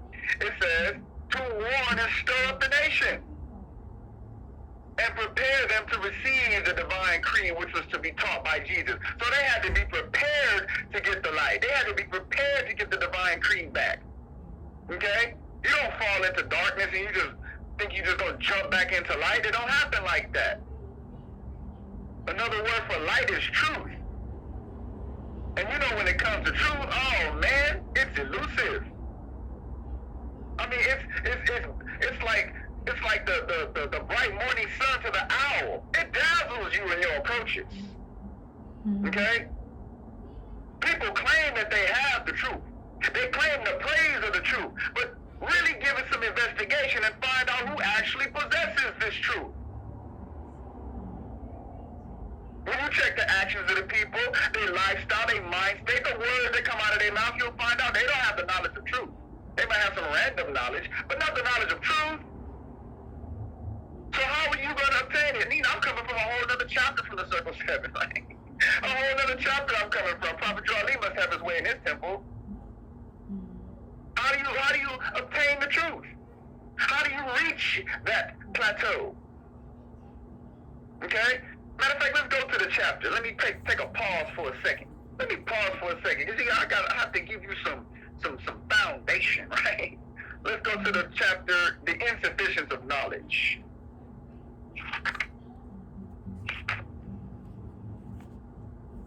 The divine instruction from the Holy Prophet.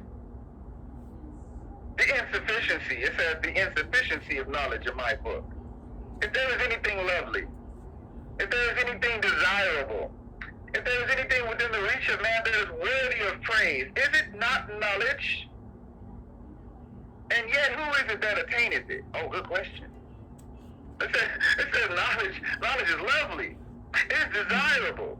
It's within the reach of man. It is worthy of praise. But who actually attains it?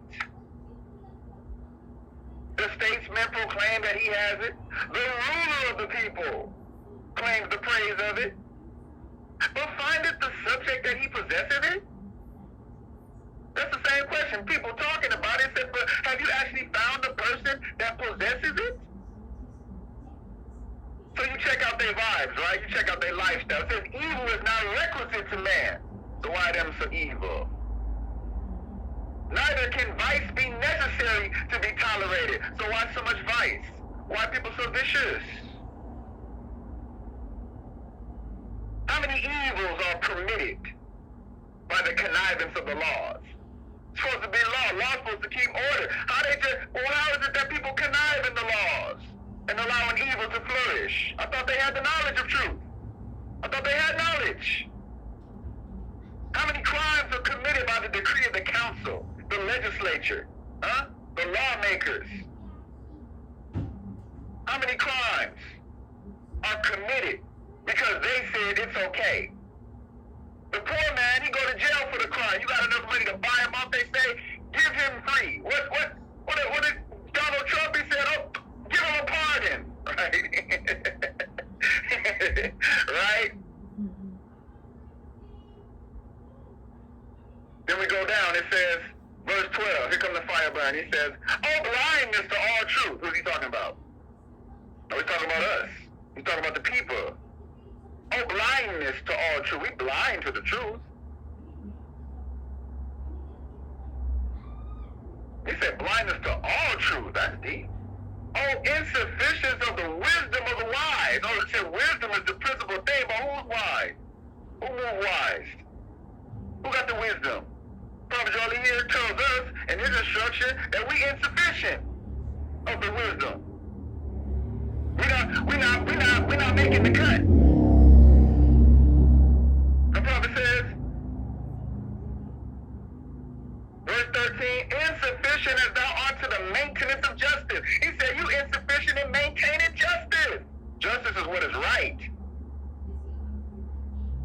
Look around. We're not just reading out of the book. This is real talk. I heard the sister earlier talking about one's ungrateful. I heard the sister earlier talking about one's bickering and biting over $40. Really? Where's the justice? Why you can't return the benefit? How you so greedy you just always taking and produce nothing? The fire must burn. It's all around you. Now let's see it. He says, as the owl is blinded by the radiance of the sun, so shall the brightness of her countenance dazzle thee in thy approaches. Whose countenance? The brightness of the face of truth. It's so bright, you're going to be like the owl. You're going to be trying to hide when the truth comes around. You know people don't like the truth. You know people don't want to hear the truth. Especially about themselves. Come now. What does it say? Insufficient as thou art to the maintenance of justice, how shalt thou arrive at the knowledge of truth? How are you going to arrive at the knowledge of truth? Not just random knowledge, the knowledge of truth.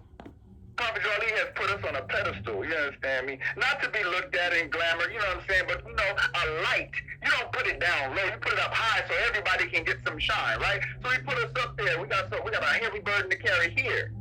You know, like Jesus, you know what I'm saying, carrying that burden. You know, people are going to hate you for the truth. But it must shine, it must burn. And what did he teach us about this truth? He said, what is truth? Truth is art. What is art? Art is Allah. So what are we talking about? The knowledge of Allah. Who got that? Who's in tune with that? Not just to say, oh, I know about it. Whose heart and mind is in tune with Allah? In tune with reality? In tune with the truth? In tune with his divine plan? Who? Find the subject that he possesses it. Have you found somebody that's in tune on that level, or they just talking a good talk? It says here, as the owl is blinded by the radiance of the sun, so shall the brightness of her countenance dazzle thee in thy approaches. So you're going to be trying to get some of that truth. You're going to try to get next to it. You're going to be trying to approach a lot, but it's going to be too much for you. It's going to be dazzling. You're going to be caught up confused. Why? Because you are insufficient in knowledge. You don't know enough to be able to recognize it.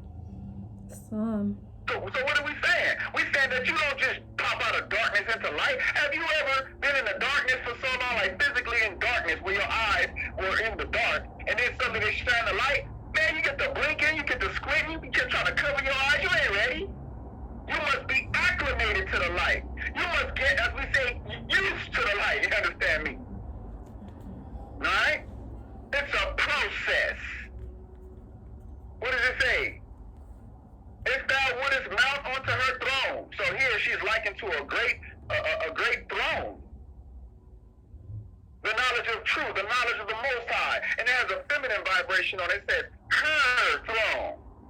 You see? It's not masculine, it's not harsh. It's subtle. It's so subtle. You might overlook it, right? Kind of like how they overlook the women today. How they try to downplay the woman today. You understand? Prophet Jolie told us we have to have a deeper appreciation for womanhood. Why? Because you don't recognize her shine. You think she's supposed to stand in the back somewhere. Whose culture is that? They're going to come up to me and talk about teaching my Moors about what the Arabs have to say about Islam, and then we catch them with the women in the back, trying to beg and bargain for a driver's license like everybody else, like should I say all the other men have in their country. Whose custom is that? Is that Koran or is that somebody's custom? You see it? Deeper appreciation for womanhood. Check this out. We're an Islamic organization, Moorish Science Temple of America. There are Islamic organizations in countries all over the world. I charge you, I challenge you to find one Islamic organization in the world that has women leaders. I challenge you. Prophet Noble Drew Ali had grand governesses in his temple, and that's a high station. He had governesses in his temple. That's a high station. He had grand sheikesses. That's the head of the temple. You heard the sister read Act 1, the grand sheik and the chairman. Yeah, it says grand sheik, but don't be confused. That don't mean it can only be a man. No. You have to study Prophet Drew Ali carefully. And if you're confused, we go to the history and we find. I'll talk about it. Temple number 9, during the time of the Prophet. Prophet Drew Ali set aside temple number 9. Who was the leader? A woman. What was her name? Sister Whitehead Hill. A sheikess. Later became a governess. We follow the footsteps of the Prophet Noble Drew Ali clearly cut. Not what somebody has to say. Wait a minute. They proclaim and they talking, but do they have the knowledge of truth? So how you going to approach the truth? How you going to come to it when it's so dazzling? It said if you would mount unto her throne like a royal throne, right? You want to go sit on the throne of power. You want to go sit on the high seat. Everybody want to sit on the high seat. It said, but if you would try to sit on such a seat, what would you do? If you would mount unto her throne, first bow thyself at her footstool. What does that mean? If you're going to get up on the throne, before you try to get up on the throne, first bow at the footstool. But let the prophet explain to you what this particular allegory means, right? And he'll say it right there. He says in verse 15, if thou wouldest mount unto her throne, first bow thyself at her footstool. Here's the interpretation. If thou wouldest arrive at the knowledge of truth, mount unto her throne, first inform thyself of thine own ignorance. That's how you bow at the footstool. Quit acting like you know. Quit acting like you are in the know. First recognize that you don't know. You don't know. You are ignorant. Wear it. You understand me? Don't hide it. I'm not saying wear it like a badge of honor. I'm not saying being proud to be ignorant, but recognize it. Don't hide it. Don't fool yourself. Know that you don't know. And then you can begin to learn, you see. How the prophet gonna pour some stuff into your cup and it's all full? You got to empty that thing. Okay? If thou wouldest mount unto her throne, first bow thyself at her footstool. If thou wouldest arrive at the knowledge of truth, first inform thyself of thy own ignorance. More worth is she than pearls. The sister said she's not content with too much wealth and everything like that. You know what I'm saying? Rather than a whole bunch of money, we be having a house full of books. Manuscripts. Let me tell you something about Islamic country in Africa. You know what I'm saying? And during the time when the Europeans were still trying to figure out what a university was, okay? While the Moors were ruling Spain and whatnot. While Cairo and Baghdad had universities producing all types of Asiatic scholars from America, from the Middle East, and from Asia. Okay? What was you know what a gross national product is? It's the main thing that a country exports. Gross national product for Islamic countries during those days was manuscripts, what we call books today. We traded knowledge. Gross national product, we mostly traded knowledge. Okay? So it says, more worth is she than pearl, the knowledge of truth though. Not Marcus Garvey said, not no trashy literature, something you can learn from, something with a good plot, something that teaches about human character, right? What are we saying? He says, go back to the prophet, he says, more worth is she than pearls. Therefore, seek her carefully. You know how to get pearls, right? You know you gotta dive down in the ocean into those murky ethers, right? And then you gotta locate a clam that pretty much look like a rock. Then you gotta figure out how to open the clam so that you can locate the pearl. That's like looking for the truth. You gotta dig down deep, you understand? You gotta pay close attention. You gotta be mindful. You can't just pick up a rock and say, I have it. No, you must be very careful. You must examine. You must learn what to look for. Learn? Oh man, this is hard. Yes, it's a process. What does he say? He said the emerald and the sapphire and the ruby, you know that stuff y'all like to put on y'all neck and bangles and chains, right? It said they are dirt beneath her feet. Therefore seek her manfully. Wait a second. Dirt beneath her feet. Well, where do you get rubies and sapphires? From the ground. How you get it? You gotta dig down deep again, right? You can't just start scratching at it like a chicken, scratching at the earth, and then you gonna come up with some jewels. No, it said seek her manfully. That means you gotta put some manpower. You gotta put some elbow grease in it. That's all. You got to get down in there. Alright? And it says, the way to her is labor. That means you gotta put in work. You gotta put in work to get the knowledge of truth. It's not just gonna sink in by osmosis. The way to her is labor, teaches the prophet. It says, attention is the pilot that must conduct thee into her port. You can't read the whole Holy Koran and make it in a month and think you paid careful attention. No! The sheep will go into one verse out of the circle 7 and carry the whole meeting for 2 hours on one verse from the circle 7. How is he doing that? Because he took the time to study that verse. In and out, up and down. Now, if you was to study the Holy Koran and Mecca like that, verse by verse, word for word, you would not finish in a month. You would not finish in a month. I'm talking about studying. I'm talking about dictionaries, encyclopedias out. My sheiks told me in Temple number 24, honest to Brother A. Lane Ill, Grand Governor, Temple 24. Honest to Brother Arcetar Ill, Grand Sheik, Temple number 24. Honest to Brother A. Moreland Ill, Assistant Grand Sheik, Temple number 24. I can go on down the list, but I'm going to stop with that head of the temple right there. Moreland Ill will come to my house.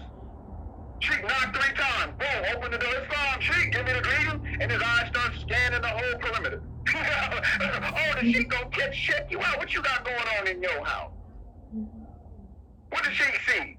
Sheik see circle 7, Constitution. What he looking at? He said, well, where's the dictionary at? He's like, oh, well, we was just on this thing. Y'all supposed to be studying? Oh, yeah, Sheik, you know we studying. So how y'all studying? You ain't got no dictionary out. Y'all ain't studying without no dictionary. So now boys got all kind of dictionaries. You know what I'm saying? Black's Law Dictionary, 6th, 5th, 10th editions, 7th editions, you know, etymology dictionaries, all kind of bit. Why? Because we going in. You got to go in if you want the truth. It ain't just gonna jump out, you just gonna get it. You're not that tight. What do you mean you're not that tight? You don't know me. Allah bless me. Prophet Noble Jordan already revealed to me that Allah created the heavens and the earth in 6 days. That's a process. I turned to my chapter number 1 in the circle 7. It said that man was thrown forth into the soil of soul. The spirit man was thrown forth into the soil of soul, and it grew apace. That's a process. It said man became the Lord. That's a process. You hear what? You gotta go through the process. You ain't that tight. Allah is that tight. Allah knows. You don't know. We say Allah knows, and we don't know. How you gonna come talk about you know? Allah revealed to me. Okay, well, does it line up with what the other prophets said? Because they went through a process. Prophet Muhammad was like 40 when he went out and said, I got to give you this message. Prophet Jolie was like 40 when he went out and said, I got to give this message. Jesus was like 30 when he went out and said, I got to give this message. But what was they doing before 30? They was going through a thing. They was going through a process. They were being prepared.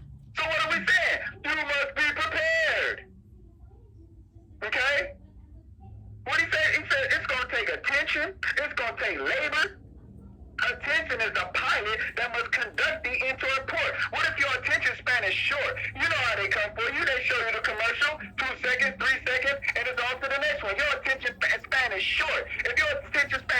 like that, oh, it's going to be harder for you to get it, because attention is what you must pay in order to get it. You must pay attention to detail. Okay? You can't look over it once and think you got it. You got to go back over it a couple of times. The sister said something about dhikr. Something about dhikr. Said they practice dhikr. What is that? It's the remembrance of Allah. Dhikr means the remembrance of Allah. And so what she say? We will say one word 100 times. Why? That's kind of redundant. That's kind of boring. No, it's not. It opens up the mind. The word has meaning. When you say it the first time, a certain thing comes to mind. You say it again, something else comes to mind. There are different levels to it. Okay? And you're also using the hammer, putting it into your consciousness. Why? Because you might not get it all just at once. But because it's being hammered into your consciousness, you might see something in life, you might see a situation, you might come into an encounter, and what happens? Boom! That thing that you've been repeating comes to mind, and then Allah has shown you what his sign means. Now you have experience to back you up. I hope I'm not losing nobody. You understand me? Well, I just said that you might not get it right away. It might take time for the aha moment to arrive. You know, on the cartoons, when they get the bright idea, the light bulb goes off. It might take time for that light bulb to go off. I've been reading the Circle 7 for 18 years. I read a verse just the other day, and I was like, oh, I didn't know it meant that. Look how long it took for me to get that. I read this thing cover to cover when I first got it, in 2003. How this verse just now coming to me? That was a verse in the Circle 7, and I was like stuck on it. I got my dictionary, I'm reading, I'm trying to get the understanding. I'm like, what does this verse mean? Not until something happened in the temple years later, and I heard the Grand Governor recite that verse in response to what happened. I was like, oh, that's what that means. He who is arrogant without power will be servile when there is no subjection. Y'all might chew on that for a long time. I got it. Why? Because Allah gave it to me. But not until it was time. The gifts of the understanding, we got to get understanding. But the gifts of the understanding are the treasures of Allah. And he appoints the understanding. He appointed to everyone their portion in what measure seems good unto himself. And then the instruction comes. It says, don't be like the horse and the mule in whom there is no understanding. That means Allah can give you a little something and you can lose it. You better be careful. Then he also says not to raise it too high. Don't raise it too high so you don't be like those who fall by climbing. That means don't be trying to be a know-it-all. Don't think you higher than Allah with it. Don't think you higher than the prophet with it. Be humble. So what are we saying? That you can increase and decrease your levels of understanding by the grace and mercy of Allah. What did he say? Seek and you will find. Ask and it will be given. Knock and the door will be open. No one who sought in faith ever failed to find. No one who knocked on the door in faith and ever failed. They never failed to get that door open. No one who asked the Most High in faith ever, they never failed to receive an answer. Okay? Like the elders used to say, he might not come when you call, but he's always on time. So what does it say here? It says, but weary not on the way. Don't get tired. Don't get sluggish. Weary not. Don't get sleepy. Don't weary not on the way. For when thou art arrived at her, the toil shall be to thee for pleasure. Don't get tired. You know what I'm saying? Don't get bored waiting on the Lord. Don't get bored waiting on the Lord. Don't get tired. Don't get weak. Don't lose confidence in Most High. Have you seen his sky? Have you seen his birds fly? Allah Akbar. Have you seen his plants grow? Who could make the bird fly? Who could make the plant grow so? I'm a surfer. Oh, you better respect that ocean. Who can make the ocean billow to and fro? Who got enough power to tell the ocean, don't come no closer? Who got enough power to tell the ocean, get back out there? Who got power to tell the wave not to go so high?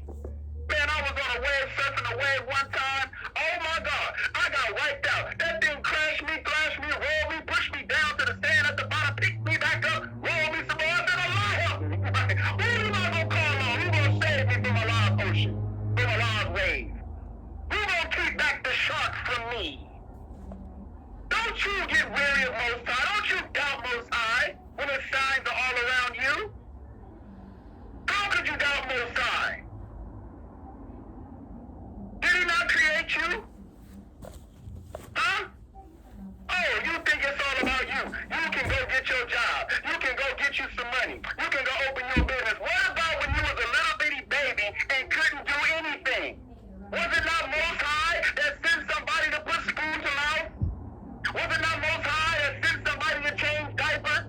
Was it not Most High that sent somebody to give you clothing? Was it not Most High that nourished and protected you? Oh, you went through a traumatizing situation, but you made it through. Who brought you through?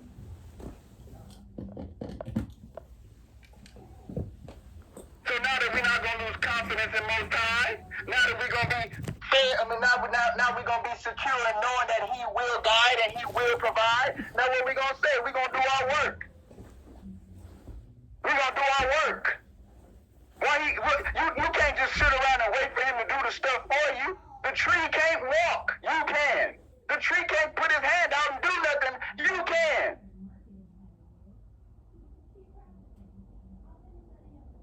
So we got work to do in discovering the truth. And who's going to bring it to it? Who's going to guide us to it? It said attention must guide you to it. It said you got to put in work. But if we would just leave you to your own devices in your ignorant state, you'll be sitting there lost. Like somebody in darkness, when the lightning strikes, they walk around. But when it get dark again, they stand still. See? So you need guidance from the Most High. You know, I read in the Bible, it said that the earth was without form and it was void and there was darkness upon the face of the deep. Who said let there be light? So who brings forth the light? Most High brings forth the light. Who gives you guidance? Who put the sun to guide you by day and the moon to guide you by night? They're looking for the moon right now so they can be guided in the month of Ramadan. Who put that there for you? So who brings the guidance? Most High does. So what did He do? He sent His prophets to us. He ain't stopped. You know, they try to bring foreign doctrine and custom. I heard them say, Muhammad was the last prophet.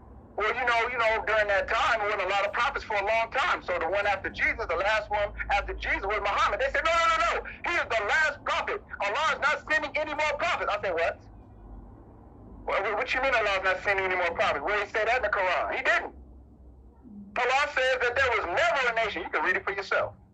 Allah says in the Quran of Mecca, there is never a nation to whom we did not send a messenger. Allah says in the Quran of Mecca that we never sent a nation a messenger except in the language of its people. Muhammad spoke Arabic. We don't speak Arabic. That's not going to be good for us. Jesus spoke Aramaic and Hebrew. Okay? That's not going to be good for us. We're going to rely on somebody's translation. You know how they do. They like to add and take away. You understand me? We ain't 100 years after Prophet Joali. Look how much Moorish Americans been added and took away from the Prophet teachings. You understand me? Fire burn that.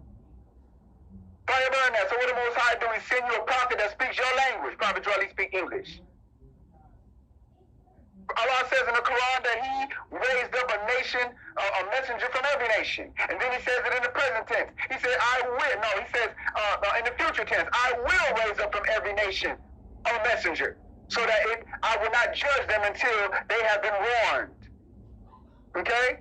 So when they come and tell me and you ain't no more prophets and try to look at you sideways because you say no, but Joali the prophet, hit them with the same thing Quran that Prophet Muhammad was told to hit the Jews with during his time. He said, are you disrespecting us because we believe in Allah and we follow what is revealed to us? Are you jealous because Allah has sent a messenger to us? That's what it says in the Quran, right? And we're going to use that same vibes. Why? Because we're going to follow what Allah sent to us. But Muhammad didn't teach us that we were Moorish or Moorish Americans. He didn't even see us going to slavery. Jesus didn't teach us we were Moors. He didn't even see us going to slavery. But lo and behold, here comes a prophet like me and you. He was born in the state of North Carolina, 1886. That's about 20 years after slavery. Huh? Imagine that. Coincidence? I think not. Right after they took the chains off, here come the prophet teaching and preaching. Huh? That sounds biblical. That sounds like the old prophecies of the Bible. When the Most High said your children, way back in the time of Abraham, your children will go into slavery 400 years. Read it for yourself. He said, but after they come out of the judgment and they realize that it's a judgment, they realize the sins of their fathers, they will call upon me and I will be the Lord their God. So what happened, Moors? Did we go into slavery? Yeah. I said Columbus sailed the ocean blue in 1492. That's around the 1500 mark. What did he do? He came, he didn't even come to mainland. He got barely to the islands off the coast. And what did he see? He saw us. They call them the copper-colored people. Okay? They said they like to call them the Arawak, right? But he saw the copper-colored people. What did he call them when he got there? He called them Indian. Why? Because they know what the people in India look like. Who are those? Those are descendants of the ancient Canaanites and Moabites. Read your history. So when they looked over there and see our people, they came over here and see our people again, they called them Indians. They said, we're rich India. What did they do? They took those people and they went back to Europe and sold them. Thus the slave trade began. Not from Africa to America, but from America to Europe. And it kept going. Columbus was Italian, but he sailed under Spanish colors. He sailed on Spanish ships. The Niña, that's a little girl. The Pinta, that's colored, painted. And the Santa Maria. Y'all know them as the Nina, the Pinta, and the Santa Maria. And so who came right after them? An onslaught of Spanish ships. That's why most of the people speak Spanish here. Because the Spaniards from Spain came, the conquistadors. Right? And what was they doing? Playing patty cake? No, they was raping and maiming and killing and abusing, spreading their diseases. When their diseases weakened us, then they had a cakewalk. And then what they do? They start putting us into slavery. Read the history of California. We the farthest west. We in the Maghreb. Read the history of California, what the Spanish did to the natives. And when the Europeans came and tried to institute what they call California today, look how they treated the natives and the brothers and sisters from the interior, from the east. From West Africa. Yeah, ones did come over on slave ships, and ones was over here in Florida, the Seminoles, ones was all over in Texas, all in Wyoming, all up and through California. We spoke so many languages in California, it's a shame we don't know one of them today. Prophet Jolie said, you are at home. Okay? You are at home. So the slave trade began 1492. Wait a minute. Let's go call it the 1500 mark. Let's round off. 15 to 16, that's 1. 16 to 17, that's 2. 17 to 18, that's 3. 18 to 19, that's 4. What we doing? They took the chains off in 1865. Round off, that's 19. That's 400 years. And we still bear the marks of slavery today. So the slavery's still on the mind. Prophet Jolie said, I come to rule the little slavery that you have now. So the slavery's still going on. What I mean, it's still going on. 400 years, baby. Just like the Bible said. Then the prophet Noble Jolie comes starting around talking about, all right, I have arrived, right? Allah sent me. Right on time. Okay? Let's go. So we got to put in work to get this kind of science. We got to put in work to get the truth. We got to put in work. Prophet Jolie was the forerunner to us. Marcus Garvey was the forerunner to the prophet. Prophet Jolie kicked the door open. Marcus Garvey pushed the door open. Prophet Jolie kicked the door open. What did he say? The end of time and the fulfilling of the prophecies. The last prophet in these days is Noble Drew Ali. Does that mean Allah not sending no more prophets? No. He's saying, but the prophet that we should be concerned about is the prophet Noble Drew Ali, who was prepared divinely in due time by Allah. What that mean? That means he went through a process. That means he put in some work. Okay? He didn't just fall out the sky. Alright? What did it say? He was divinely prepared in due time by Allah to redeem men from their sinful ways. What's a sinful way? Do you know what a sinful way? Oh, the prophet said we came to have this. We got to have a nation. We got to have the grocery store. No. He said he came to redeem us from our sinful ways. What's that? What's that all about? What that look like? It's not, money don't make the man. It's free national standards and power that make a man and a nation. What's a free national standard? You know what a standard is? How about this? Not thou shalt not. How about I shall not lie? That's a standard. I shall not commit adultery. That's a standard. I shall not bear false witness. That's a standard. So what happens when you do lie? Uh-oh. You done lowered your standard. What happens when you commit adultery? When you bear false witness? When you steal and you cheat? You don't maintain the standard. I can give you all the money in the world. You still be a slave. We got brothers and sisters right now don't know their nationality. Ask them who they are. They're going to be inclined to say black. That will lead us right back to slavery in name. But what about principle? We don't have any Moorish institutions teaching our babies. We should have big schools. We should have big universities. But instead, we get the people that get a lot of money and they spend $300,000 on a watch. $300,000 on a watch that breaks. You understand? You hear me? My brother, they said Jay-Z. I'm going to put him out there because he did his thing. He worked for it. Spent $20 million on a car. What? And who made the car? Us? Nope. So he made the money and gave it right back. he made the money and gave it right back to foreigners. Where's the standard? Ask him his nationality. See, today it doesn't matter because you got money, right? Today it doesn't matter because you got jewels, right? Today it doesn't matter because you have property, right? But this that we're concerned about is more worth than pearls, baby. Oh, I'm talking about the diamond, the ruby, the sapphire are as dirt beneath her feet, baby. Okay? Prophet Ali said he came to redeem us from our sinful ways. Not redeem us, you know what I'm saying, from spending too much money. You know what I'm saying? No. To redeem us from our sinful ways. And then he goes on to say John the Baptist was the forerunner of Jesus in those days, back then, 2,000 years ago, to warn and stir up the nation and to prepare them to receive the divine creed which was to be taught by Jesus. So somebody had to come and start preparing you and getting you ready. Okay? They had to come and start taking you through the baby steps. Was like, oh, we should have a nation and we should be doing national things. You know, a nation is just like a person on a larger level. Okay? Because what is a nation? A bunch of people. So you want to see what a nation is doing? Check out what the individual is doing. What's a nation that don't know its name? What's an individual that don't know his name? Either he got amnesia or he hasn't learned it yet, which means he's a baby. So the Moorish nation, Prophet Noble-Drawley in 1928 at the Grand Convention, he been organizing, he been working us.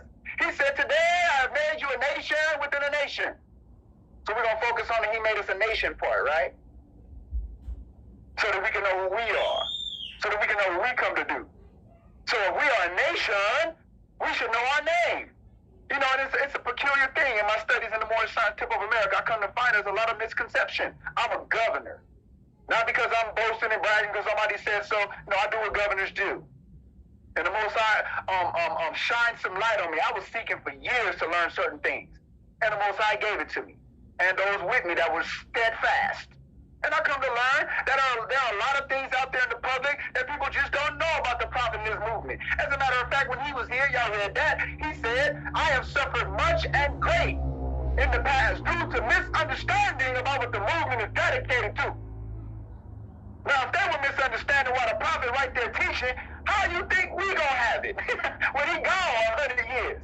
There's gonna be great misunderstanding. Okay? So what the Prophet Noble-Drawley brought must be properly understood. It must be properly understood. When the Prophet Noble-Drawley came to me and you, he said he organized a temple, he laid it down, he set it up to go a certain way. So wait a minute. Now, what did Acts 6 say? Our Constitution. What does our Constitution say? Acts 6. We are teaching our people their nationality. That's step one. That's baby step. So people think that, I joined the Moorish Science Temple of America. I'm a Moorish American. No. You joined the Moorish Science Temple of America to learn that you were Moorish American. The temple doesn't make you a Moorish American. Okay? Prophet Drawley said there is no Negro, black, or colored attached to the human race. I read that to you in chapter 47. There is no Negro, black, or colored people or folks attached to the human race. So what does that make our people here in the United States of America that are not in the temple? Good question.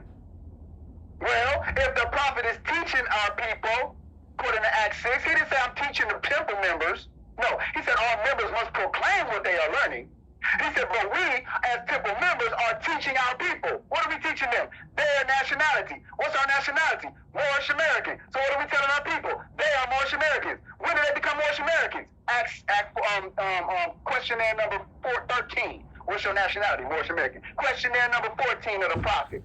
Why are we Moorish Americans? Because we are descendants of Moroccans and born in America. That didn't happen when you joined the temple. You was a descendant of Moroccans before you joined the temple, whether you knew it or not. You were an American, if you're an American citizen, you were an American before you joined the temple. You may have been treated as an undesirable, right, because of claiming names that allude to slavery, but nevertheless, you didn't get deported. Why? Because you were an American.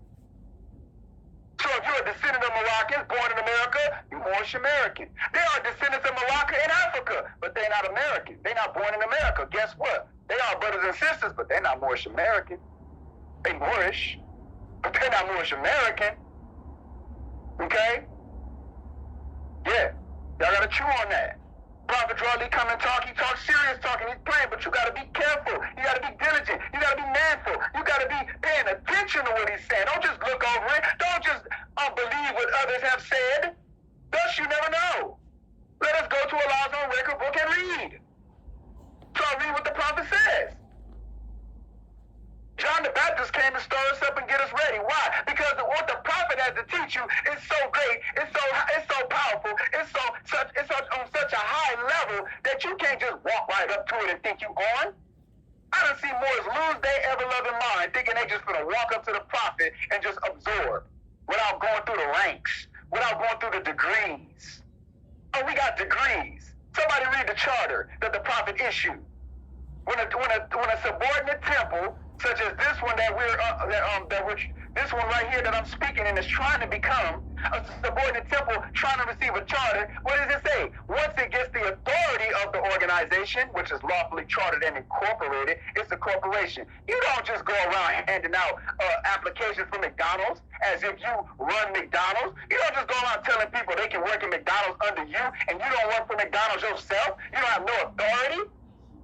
Read the charter. It's authority. It must be granted. It must be vested. It must be issued. So once it's issued, the charter says that you have now the power to confer the degrees of the temple. We got degrees. People want to come in and sit in the high chair. If thou wouldest mount unto her throne, first bow thyself at her footstool. The lessons are here. What does it say? Marcus Garvey had to prepare us. People want to talk Prophet Lee and don't know nothing about Marcus Garvey. What Marcus Garvey say? He said, you have been so darned lazy, and he didn't say darned, okay? He in the Holy Temple, I'm not going to use that word. He said, you have been so darned lazy that you have allowed the other fella to run away with the whole world, and now he's bluffing you and telling you you have no part in it. So the man is telling you you ain't got no part in it. You out here begging for reparations. You out here begging for recognition. Black Lives Matter. You out here, you're the only one talking about your life matters. Everybody else know what to do. You confused, so you begging. Vargas Bey said you have been so darn lazy. What we say? You want this truth? You gotta seek her manfully. You can't get weary. You can't get lazy. You can't get tired on the way. We got work to do. Vargas Bey said you have been so darn lazy that you done let the other fellow run away with the whole world. You let him do it. You gave away your nationality and divine creed. And now he's smacking you upside the head with it. Vargas Bey said they stole our arts and sciences from Africa. So he's busting you upside the head with the sciences and the arts that you pioneered. You create something, he took a patent out on it. Y'all remember the history. Stop. It's on. Prophet Noble Ali said, in these modern days there came a forerunner just like John the Baptist, who was divinely prepared by the great God Allah, and his name is Marcus Garvey. What was Marcus Garvey's job? He was to teach and warn the nations of the earth to prepare. Prepare. You gotta go through a thing. You gotta go through a process. You don't graduate from high school. You ain't went through the kindergarten and first, second, third, fourth, fifth grades. You gotta go through the process. You gotta go through the degrees. Yeah, school. We did. They didn't have universities. We did. Do your homework. One boast and brag, oh, we had the first university and blah, blah, blah. Where are the universities now? Where are the universities now? Where are the schools now? You don't even have primary schools. You send your children to public school. Talk about you too busy. You out of work. You send your children to public school. Marcus Garvey burned us out. He said, how dare you send your children to public school without their homeschool education? That's why we got a Sunday school. And the prophet said, you must send your children to Sunday school. Why? Because they must have their homeschool education. Public school ain't going to teach them this science. Public school not going to burn this fire. Public school not even going to teach them that they Moors, let alone Moorish American. So the prophet had to come, but his forerunner had to come first to stir you up, to warn you, to prepare you, to get you ready. You consider you're going to deal with Prophet Noble Drew Ali? Not without Marcus Garvey first. You don't know about Marcus Garvey? Hold on. Take a seat. Inform yourself of your own ignorance. Trying to sit in the prophet's seat. Prophet Drew Ali said, I don't know why all y'all standing in front of me. All y'all not going to be saved. Why? Because all y'all not going to do what I tell you to do. What did he say to do? He said, go visit Marcus Garvey before you come hang out with him. Go visit Marcus Garvey. He's the forerunner. What did he say? That Marcus Garvey was to prepare the way so that people can meet the coming prophet, who was to bring the true and divine creed of Islam. What did Prophet Noble Drew Ali come to bring? Businesses? No. What did he come to bring? A corporation? No. What did he come to bring? A nation? No. It tells you right here what he came to bring. He came to bring the true and divine creed of Islam. All that other stuff is icing on the cake. You could call yourself a nation, but without your Islam, you're going to end up in slavery. Let history tell the story. You can have a whole bunch of businesses that make a lot of money, but without your Islam, here comes slavery. Because what you going to do with your money? You going to do what Muslims do with the money? You going to do what Prophet Noble Drew Ali do with the money? Huh? You want to buy clothes. What kind of clothes? You going to buy Islamic clothes? Or you going to be trying to dress like Cardi B? Megan Thee Stallion. Who you trying to dress like? Huh? What you going to do with the money?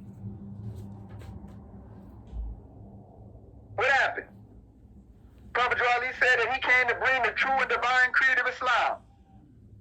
The true and divine creed of Islam. I always thought about that. I said if he said he came to bring the true and divine creed, is there a not true and not divine creed?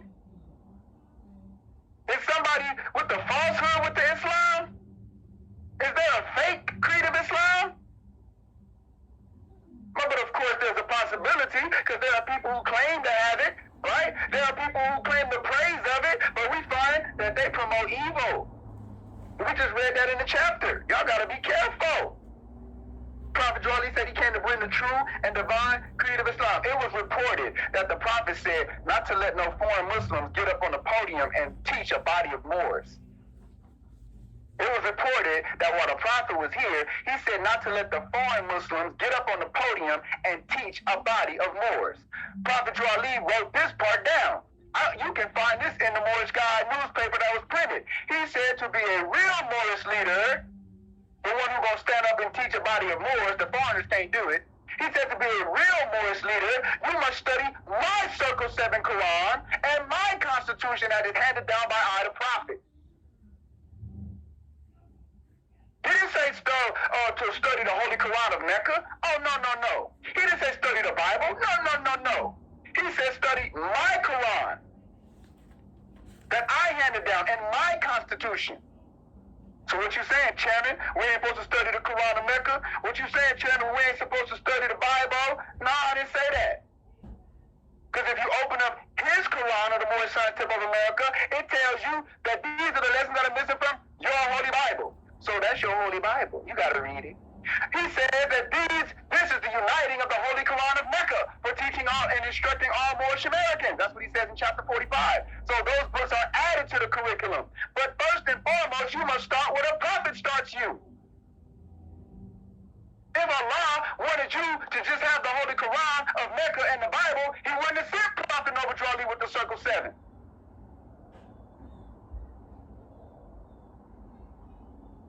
Okay? So he said, I came to teach the true and divine creed of Islam. His name is Noble Drew Ali, who was prepared and sent to this earth by Allah to teach the old-time religion and the everlasting gospel to the sons of men. So the old-time religion and the everlasting gospel, the gospel that don't change. What is the everlasting gospel? It is a saving power that comes from Allah, but through our ancient fathers by his prophet. So that's why we give honor to the prophet. That's why we study our history, because we kind of figure out what Allah wants us to do. You just got here. How you think you are that? You better honor your father and your mother. They was here before you. They spoke words for your good. Where's the gratitude? They spoke words for your good. Our flag is over 10,000 years old. That's 10,000 years of experience with the knowledge of truth. You could not buy that. You could not experience that in your lifetime. You must stand on the shoulders of giants. That's how you get tall. Prophet Noble Drew Ali said, he came to teach the old-time religion and the everlasting gospel, so don't be confused. I hear a lot of stuff on YouTube, a lot of stuff on the gram. I hear a lot of stuff in the meetings that I visit. But enough time I see them falling away from the foundation that the prophet laid, and his footprints clearly cut. I see them doing everything but what he said to do. I see them trying to build a house on quicksand. What did it say? That every nation shall and must worship under their own vine and fig tree, and return to their own and be one with their Father God Allah. Everybody in the temple think that they got the most supreme relationship with Allah. But he didn't say with your, he said with their. That means we are people. That means there's certain things we gotta see the same way. I saw that movie, what was the movie called? The Godfather, Part 3. Godfather Part 3. Where Michael Corleone, the head of the one of the mafia families, he wanted to go and link up with the Catholic Church and these other European organizations because they had like the largest landholding company in the world, and he wanted a piece of it. He wanted in. He had enough money from his dealings as a mobster to get in, but he washed his money, right? He tried to make it clean. He wanted in. Well, one of the heads of the families in Europe, one of the major heads, came and looked at him and said, we wouldn't mind you hanging out with us, bro. I paraphrase. He said, we wouldn't mind you coming into our organization, but you must understand one thing. All our ships must sail in the same direction. All our ships must sail in the same direction, or else who knows how long your stay with us will last. That was a threat. They're serious about it. They're serious about their unity. They can argue, bicker, and fight over small stuff, but they cannot afford to lose the big picture. We lost the big picture. That's how we fail. We lost the big picture. Islam is a force that unites us. We read, what do we read in the Holy Quran? He says, pray towards the masjid in Mecca, the sacred mosque. Wherever you start from, face that direction. He says it like 4 times in the Quran. Who is that? Who is he? Allah and his prophet. Allah through his prophet. He says, all you believers, face the direction of the sacred mosque. Wherever you are, start from, face the direction of the sacred mosque. It is not righteousness that you face east nor west. It is righteousness that you obey Allah and his prophet. That's what it says. He said, now, wherever you start from, he reiterates, face the direction of the sacred mosque, and Allah will bring you all together. Just like in that movie, the Quran is teaching us, all our ships must sail in the same direction. We must have unity of thought. We can have unity of action, but of course, they killed George Floyd. We'll get together, burn up some stuff, tear some stuff down. I was 12 years old in 1992 when they beat up Rodney King. They beat up Rodney King, and then they went to court. And then all 7 of those officers, 6 or 7 officers, the judge said, not guilty. Oh my God, we had unity of action. The people tore the fence. I watched the bank burn up. I was 12 years old. I saw KFC. I saw the people in there. I ran into this when I used to eat meat. I'm vegetarian. I'm vegan, right? But back then, I was 12 years old. I ain't know no science and no Marcus Garvey and Prophet Dry Ali. I'm coming out the Catholic Church. You understand me? I ran into the KFC. I saw people in there. I said, let me get some of them honey barbecue wings. One of the people threw me a box of honey barbecue wings, said, eat up, little bro. And then somebody said, get out. She's going up. Everybody ran out. Next thing you know, the place was on fire. The people had unity of action. What happened? After the smoke settled, after they finished looting the place, after they finished running down the street with shower caps because they broke into the beauty supply, what happened? We were still unorganized. We still were without power. George Floyd came, bust up the place. What happened?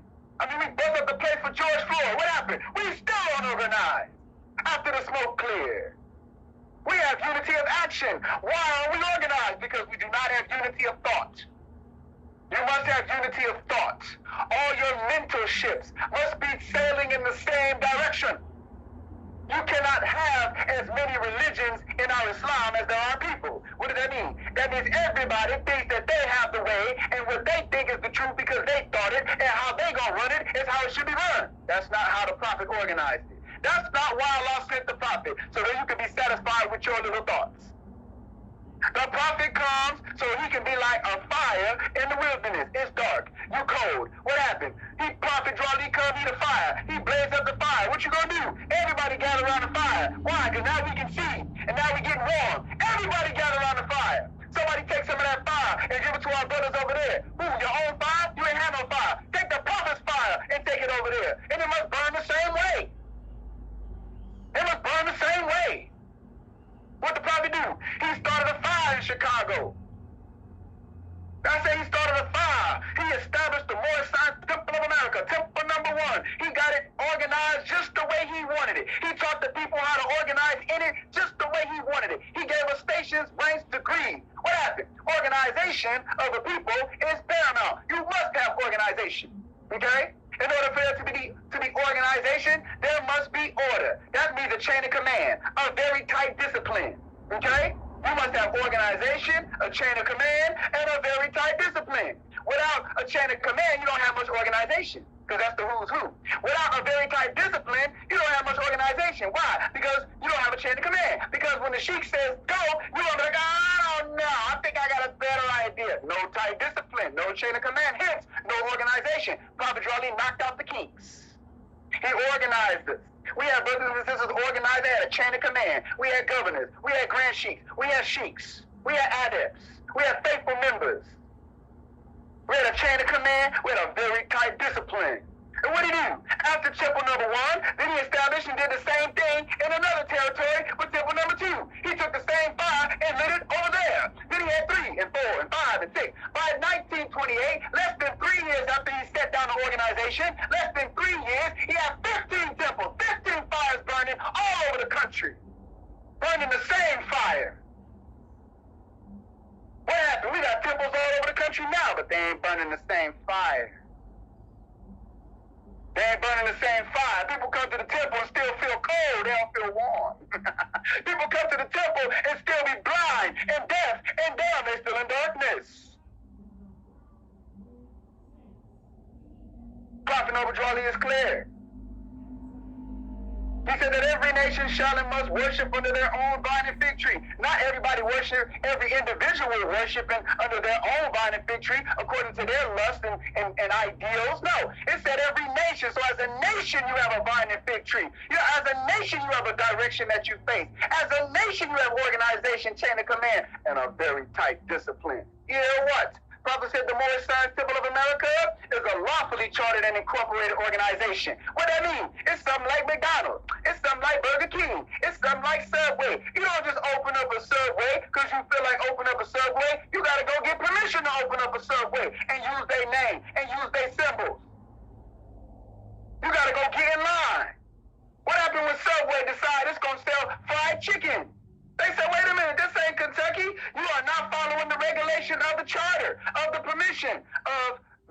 franchise.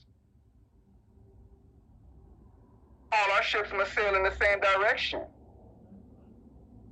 See, the Moors want to take the Moorish Science Temple of America because the Prophet Ali is gone. You know what happened when the shepherd leaves? The sheep scatter, right? Why they scatter? Because the wolves come out, right? The shepherd fights off the wolves, right? What the Prophet Ali say? He said, imitate how the Prophet is speech and teaching. To be a real Moorish leader, you must study my standard. So imitate the Prophet in speech and teaching. In speech, well, that's the talk. The teaching is the action. Act 3. Love, truth, peace, freedom, and justice must be proclaimed and practiced, not just proclaimed. Once taught a good talk. They claim to have the knowledge of the truth. They proclaim the praise of it. But can you find the one that actually has it, though? I'm just saying. These are lessons from the Prophet, Noble Jew Ali. What'd he say?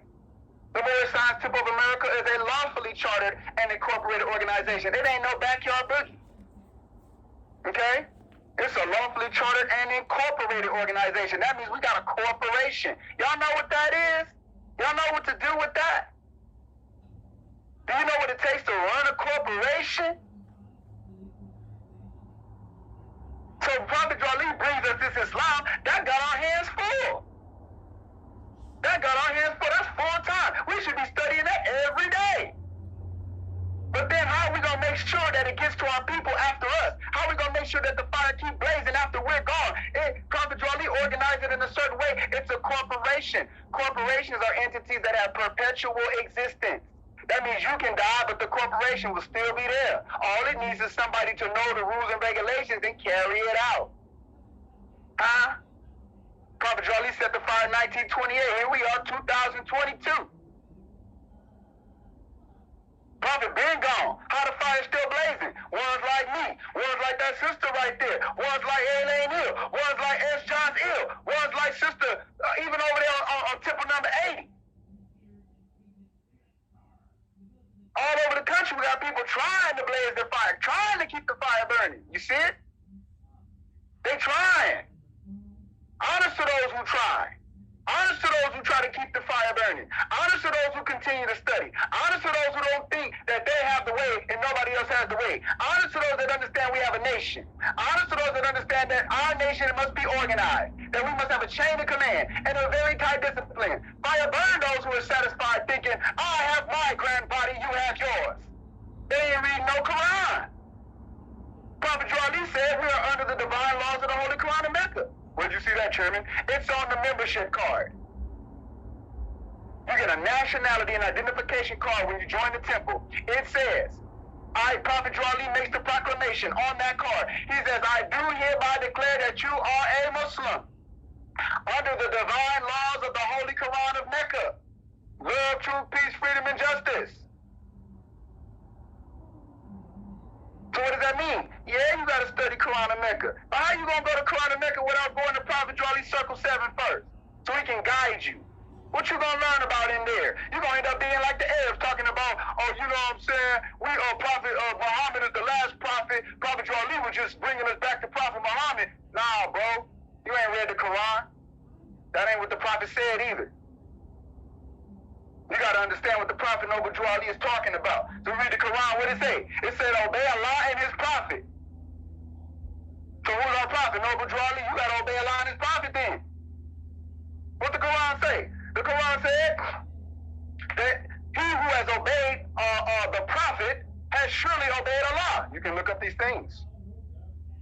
So if Prophet Ali said we got a lawfully chartered and incorporated organization, that means that's what we must have. It says a lawfully chartered, not several. A, that means one. English language. We got one temple, and there's one prophet of those temples. That means the subordinate temples, 1, 2, 3, 4, 5, 6, 7, 8, 9, 10, all those subordinate temples make up the grand temple. Where do you guys get to see the Grand Major Temple in action? Every year in Chicago, because the leadership from all the local temples show up to promote their teaching. To give a report of their practices. They must come to the convention.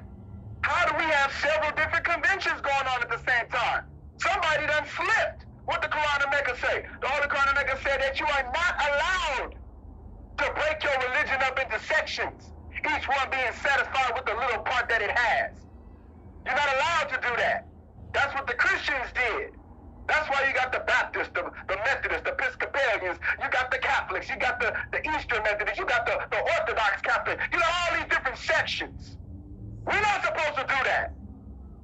Somebody asked me today, oh, I heard you were a Muslim. Yes, I'm Muslim. So you Sunni, Shia? I said, I'm Muslim. No, I mean, but are you Sunni or Shia? I said, I'm Muslim. Why? Because ain't no Sunni in the Quran.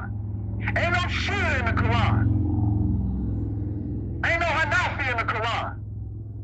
There's only Muslim in the Quran. Allah says in the Quran, and you can read it for yourself. Allah says, I named you Muslims in this and before this. So you Muslim or no? Prophet Ali said, I got to teach you about that Islam. Some people trying to confuse you. So we got an organization to teach you. That's what you come here to get. You come here to get science. You come here to get Moorish science. Okay? Prophet Ali says that the world may hear and know the truth. Now we got another chapter. It says that you can't reveal the truth until you have it. You don't join the temple and just think you know the truth. You better bow. You better get humble. You better inform yourself of your own ignorance. We call these sons revealers of the light.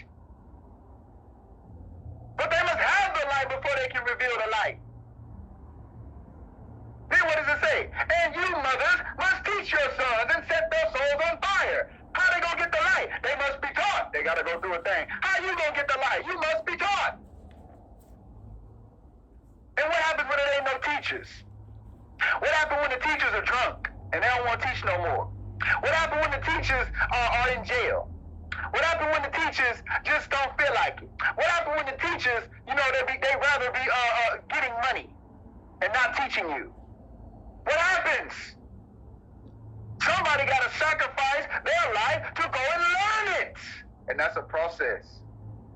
I say that's a process. Well, oh man, that's what Drew Ali did.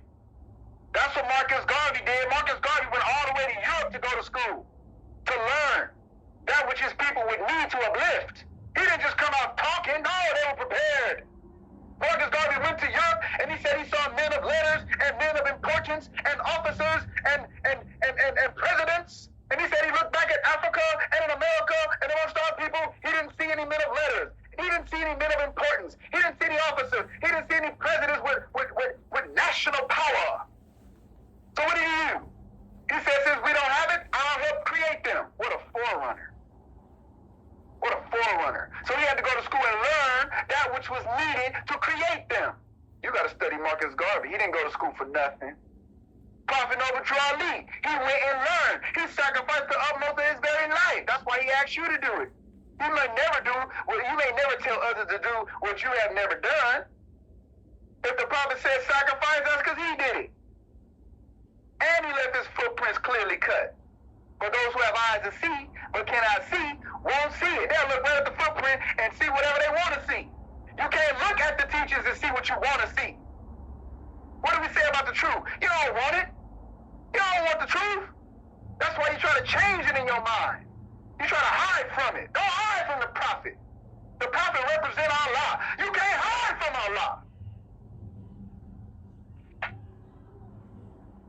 He said that the world may hear and know the truth. They can't know the truth. They can't hear and know with us teaching it if we don't know. Just because you put on the turban and fez don't mean you know. Just because you sat in the temple for 18 years don't mean you know. We say that Marcus Garvey was the John the Baptist. We got a chapter on John the Baptist so you can see what that's like. John the Baptist, let me turn to a chapter for you. Chapter number 4. What does it say? Concerning John the Baptist.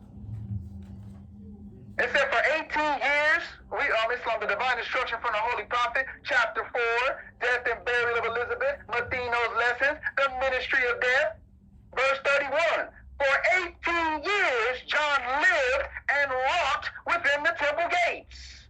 And here he conquered self, became a mastermind and learned the duties of the harbinger. It says it cost him 18 years to learn this. It took him 18 years to master himself, and he started at the tender age of 12. Imagine you with all this stuff on you at 20 and 30 years old. Oh, what? Prophet like teach these lessons to your little ones. Yeah, because you got issues. Me and you got issues. So burn this fire for the young minds. Keep the doors open for the young and yet unborn, right? He said for 18 years he lived and walked within the temple gates. He wasn't clubbing. He was dedicated. Who's dedicated? Who's willing to sacrifice like that? They didn't say he was just chilling in the temple, kicking it, on the gram, following, on Facebook, on Twitter, on Snapchat. It said that he was in the temple, he walked. You look up the word walk, it means he worked. That means he put in work. It means he labored. That goes back to the chamber, to the chamber we left, to the chapter we left. It said, the way to her is labor. To put in work for this. John put in work. Marcus Garvey put in work. He went to school. Don't let me hear you talk about dropout. Prophet Charlie said, go get that European education so I can use you. Well, what makes it so good? We taught it to him. It says he was in there 18 years. Where you think what type of system you think is working right now? You give the European too much credit. Let's talk about it. Europeans say you gotta go to school. If you don't go to school, you're gonna give your mama a fine, right? You gotta go to school. K through 12. That's a good 12 years. Kindergarten, little introduction. You got first, second, third, all the way up to 12. You know, at 12, that means you graduate in high school. That's 12 years. Then what happens? You graduate high school and go on to college. You spend another 4 years to get a bachelor's degree. That's 16 years. And then you spend 2 more to get a what? What they call it? A master's degree. That's 18 years. Who do you think taught them that? Prophet said, go get that. Prophet said so. Not chairman, not Arterberry Bey, not Governor Lane Hill, not Governor Shafiq. No. Prophet said, go get it.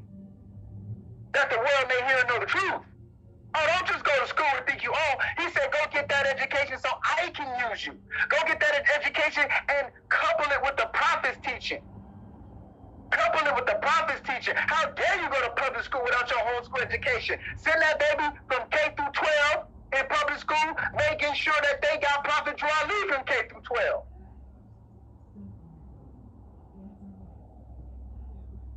It says that the world may hear and know the truth. That among the descendants of Africa, there is still much wisdom to be learned. In these days, not way back then, in these days, for the redemption of the sons of men under love, truth, peace, freedom, and justice. Prophet said, we as a clean and pure nation, descended from the inhabitants of Africa, do not desire to amalgamate or marry into the families of the pale-skinned nations of Europe, neither serve the gods of their religion. So get them false gods out your mind. Get those false gods out your mind. Get that other religion out your mind. Ones come in with all kind of Christianity just dripping off of them. Put on the turban and fez, still thinking like Christians, talk about they Muslims. You ain't made the change, Prophet Charlie said. He said, therefore, we are returning the church and Christianity back to the European nations. He didn't say we returned it. He didn't say it's done. He didn't say it is finished. He said we are returning. That's a process. We got stuff on us. We are returning the church and Christianity back to the European nations as it was prepared by their forefathers for their earthly salvation. That's how they get along on the earth. But we, the Moorish Americans, are returning to Islam. What that look like? We are returning to Islam, which was founded by our forefathers. It wasn't founded by foreigners. It wasn't founded by some Arabs. You know, you give the Arabs too much power. The pale-skinned Arabs. Our forefathers are the Arabians. They don't want to paint no picture of the Prophet Muhammad. Why? Why they can't get a picture of the Prophet Muhammad? Because he's dark like me and you. How do we know that? Because the custom goes, you can go study. He had 11 uncles that it is reported they were dark as Wesley Snipes. Prophet Charlie said, why you don't recognize it? Because it's yours. He's got jokes. Prophet said you don't recognize your Islam because it's yours. What does that mean? You are the people who don't recognize yourself. You're the people who don't know yourself. Prophet got jokes. He says you don't recognize it because it's yours.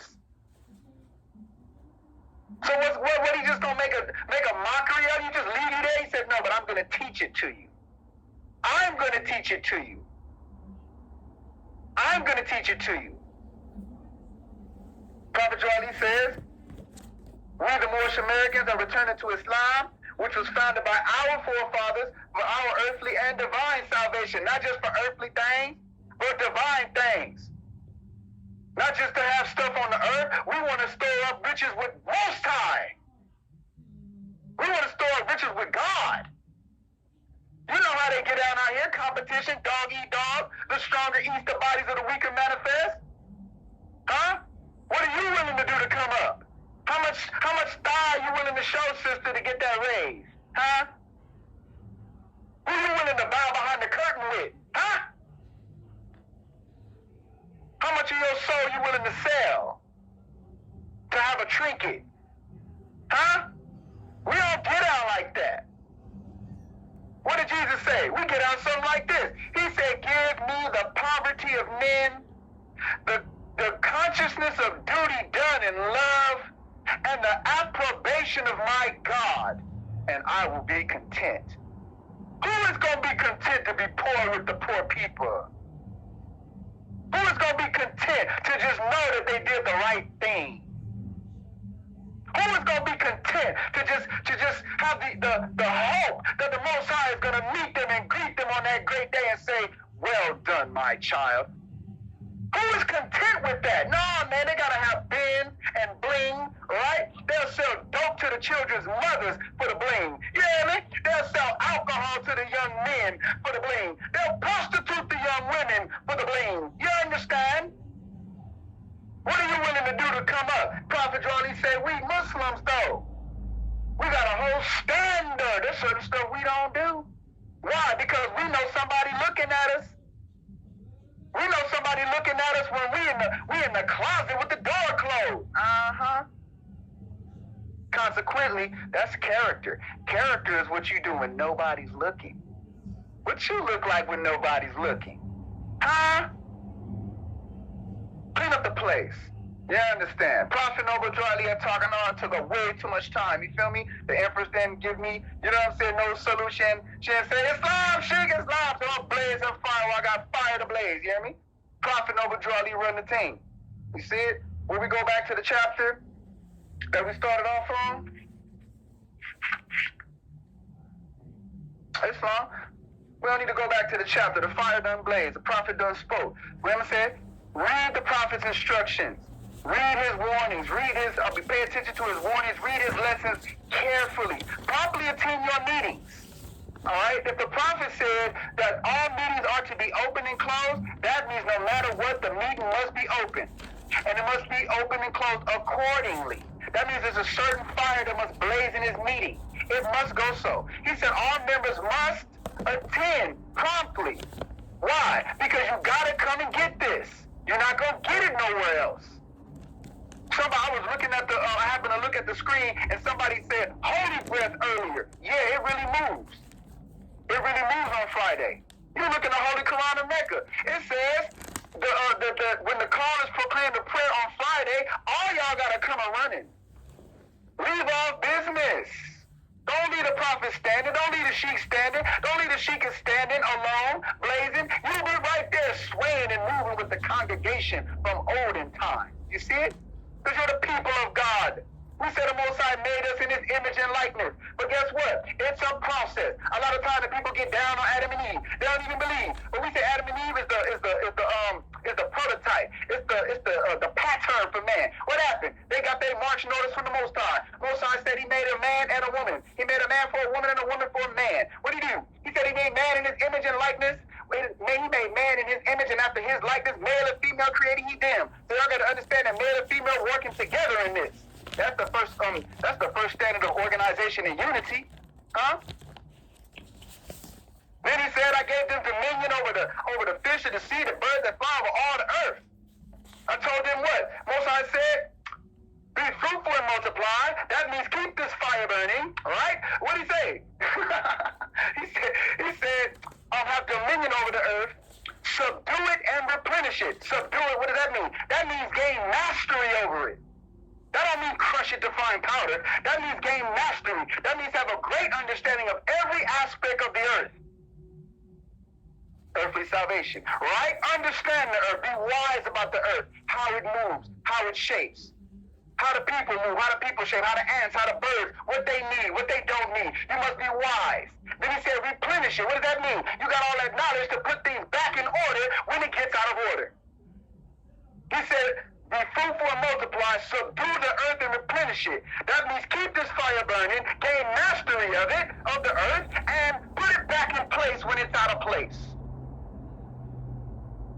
But what did we say? He had to go through a process. They said, but Adam and Eve got caught up with the worldly things. They said it was something like a fruit on a tree. It was lovely to the eye. It was pleasant to the smell, right? The senses got a hold of you, right? Most High said do this, but your desires got in the way. Your carnal desires got in the way. You rather have carnal things than the blessing of the Most High. You see it? So you had to go through a thing. What happened? It said that they got kicked out of the garden. And some of the Moors like to say, yeah, that was a certain people. Right. No, that was me and you. You should understand that. Look at open up the Koran of the Moorish Temple of America, and right there on the introductory page, let's go to it. The Prophet Noble Jawali says this about us. He says, the industrious acts of the Muslims of Northwest and Southwest Africa. These are the Moabites, Hamathites, Canaanites, who were driven out of the land of Canaan by Joshua. What did he say? He said, we got driven out of our land by Joshua. Why? You know who Joshua was? That was the right hand to Moses. Moses was the prophet. Moses taught Joshua. Joshua kept the fire burning. He saw the Hamathites and the Canaanites and the Moabites worshiping idols, disrespecting the Most High standard, and he drove them out. Well, you still don't believe? Well, how did you become Negro, black, and colored? We're not talking folly. So that standard all the way back from the beginning. When you became absent of the Most High, then you began to kill your brother. Cain killed Abel. Yeah, from jealousy. Yeah. You introduced murder, right? Hatred, right? Slander, right? All kind of harm comes because you chasing after your loose desires. So that becomes a prototype. And so you had to go through that. Without a soldier, without a foe, a soldier never knows his strength. Chapter 1. Allah ordained that your lower self should be as strong as it is. Why? Because you're stronger. Do you know who you are? Do you know what made in the image and likeness of the Most High is? He's not carnal. Our standard isn't Kanye. Our standard isn't even the president. You know what I mean? We got a higher standard. What I'm about to say, to bring us back to the highest plane of life with our Father God Allah. Oh yeah. What that look like though? And you got to go through a thing. It said read the Holy Quran concerning Adam and Eve. It said that they got kicked out. Most High said, get down from here, all of you. Some of you enemies to one another. But then he said that in the Quran it says that, but then Adam repented. He and his wife repented. They begged Allah's forgiveness and started to try to do things right. They tried to demonstrate a ritual of righteousness, right? They tried to make it habit. They didn't never want to leave Most High again. The book said, goes to the Bible, it says that when they did what they weren't supposed to do, they became instantly stupid. Well, it didn't say instantly stupid. It says their eyes were open. Well, shucks, what was they looking at before? They was looking at Most High before, so now what is their eye open to? Ooh, vanity strikes their eye now. And they thought they was naked. Why? Because their garment of righteousness flew off their body. So they tried to go make some leaves to cover themselves.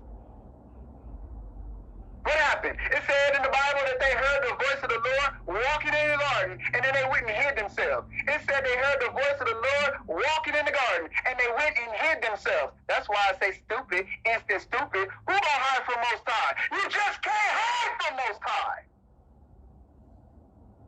Who gonna try to hide? Somebody who don't know that Most High is closer to you than your jugular vein.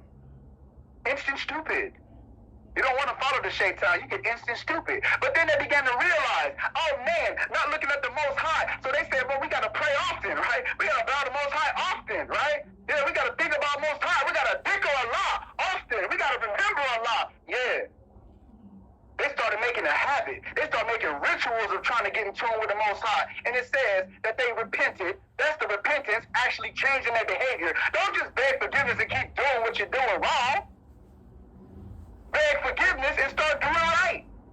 Prophet Ali said, if you're wrong, don't stay wrong. Get right and do good. So what happened? The Koran said that Adam and Eve, they begged Allah forgiveness. They moved in the signs of repentance, making up rituals and things to try to make a habit of righteousness. And it said that they received words from their Lord. And then the Most High, in blessing them with words, with inspiration, as the sister earlier said, Koran. Koran means inspiration or revelation or recitation or the reading.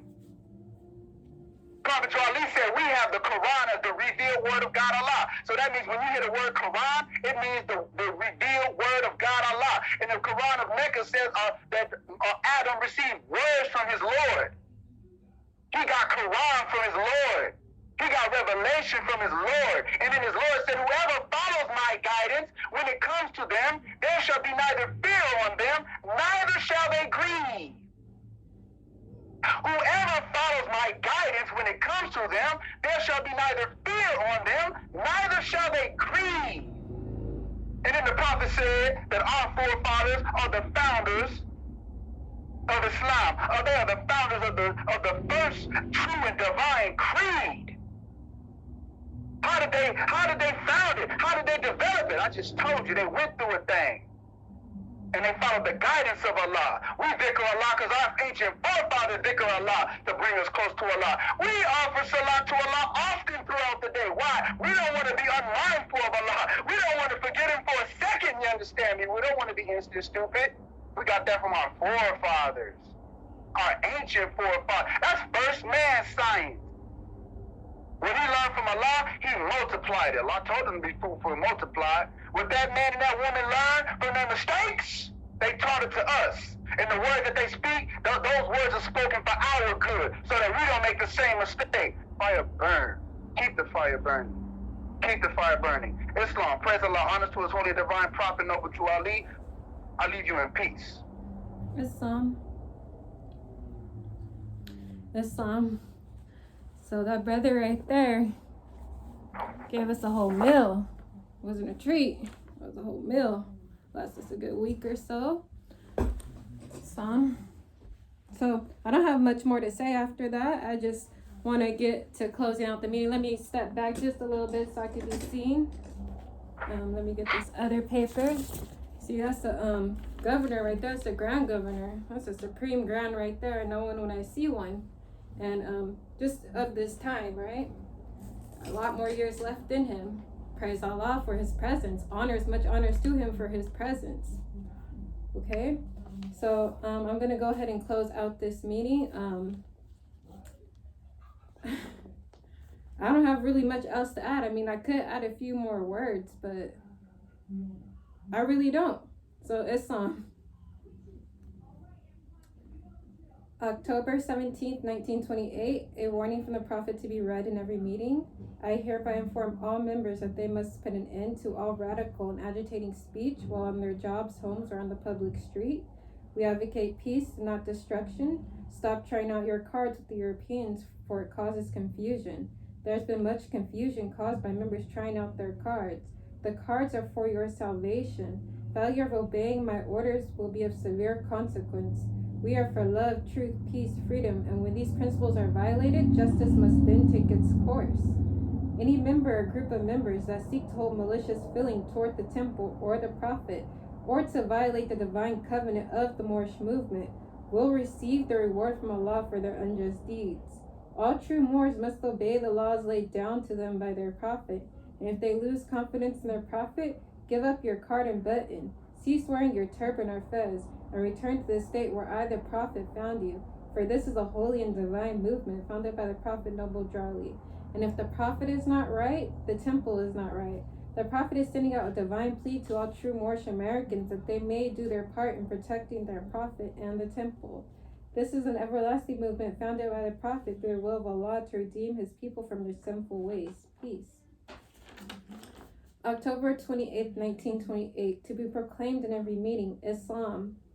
I am glad to know that I have a few faithful Moors among you all, and I desire for them to know the truth and the divine truth. There is a host of jealousy about me and the movement now by the same people on our side of the nation that claim that it was only a joke and unreal. But now, since they have found out from the government officials and the nations of the earth that this is the only sole foundation that all Asiatics must depend upon for their earthly salvation as American citizens, they are working every scheme that they can to disqualify me so that they themselves may take charge of the situation. I have notified all these things to you long ago in the past. It is through the faithful Moors that attribute to the movement and uplifting funds. The ones that paid their divine respect to me and the movement will be remembered. That is why I am calling upon all faithful Moors to increase their faithfulness to me, your prophet, and your divine Moorish movement. I need finance, and I need it badly. Never before have I needed finance so badly as I do at present, so I can shove aside the discord that is facing the nation. It all comes through jealousy because of my fame and nobility. The nations of the world will not recognize the movement without I, the prophet, being head. It has been proven by my works which I have performed in the past few years. Islam, there's another warning right here. This is a different one than is usually read. However, I'm going to read it. Friday, October 26, 1928, a warning from the Prophet for all governors and grand sheiks and head officials of all temples. Renew your acts, amend your ways, because the great conference is on its way, and in it is where the law will be enforced before the great grand body. The continuance of the present officers in the temple will depend on your past good work. Those who have been delinquent may now know that they will not be tolerated any longer, because this great and divine and national movement must move on according to law. These things shall be proclaimed. There is no favorite in any of the temples, for the law is laid down, and everyone who claims a part of the work must be governed accordingly. All are one. There is but one temple in this nation, and there is but one prophet of the temples. I come to speak to all nations, bringing them a message of love, truth, peace, freedom, and justice. In the head of every temple, if anyone has violated these divine laws, it will mean his discontinuance. For no man is to be under the influence of intoxicating liquors, nor to seek to tear up the families while under the influence of any evil motive, nor must he speak anything that will prejudice the minds of the public against the divine movement. If any of the laws are violated, any body of grand sheik or sheiks can file charge against the violation to grand body over which the prophet presides. This power is vested in 7 or more sheiks for the protection of your temple and the divine movement. The Prophet Noble Drawley, the founder of the Moorish Temple America, Islam. Islam, I'll rise and face the east.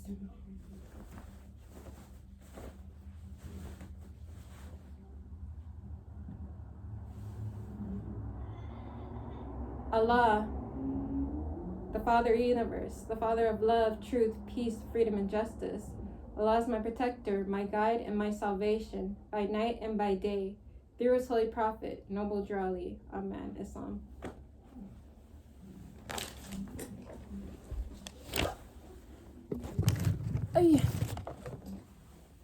Islam. So let's see.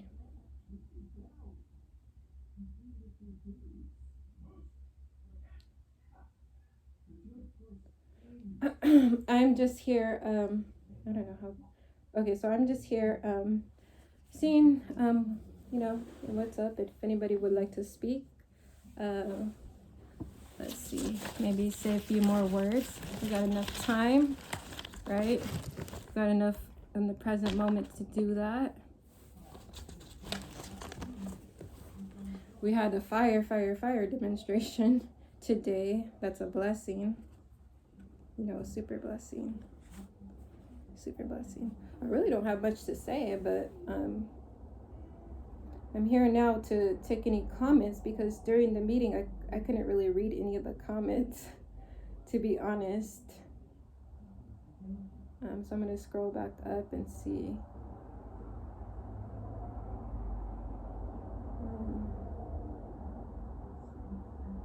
What was said in the comments.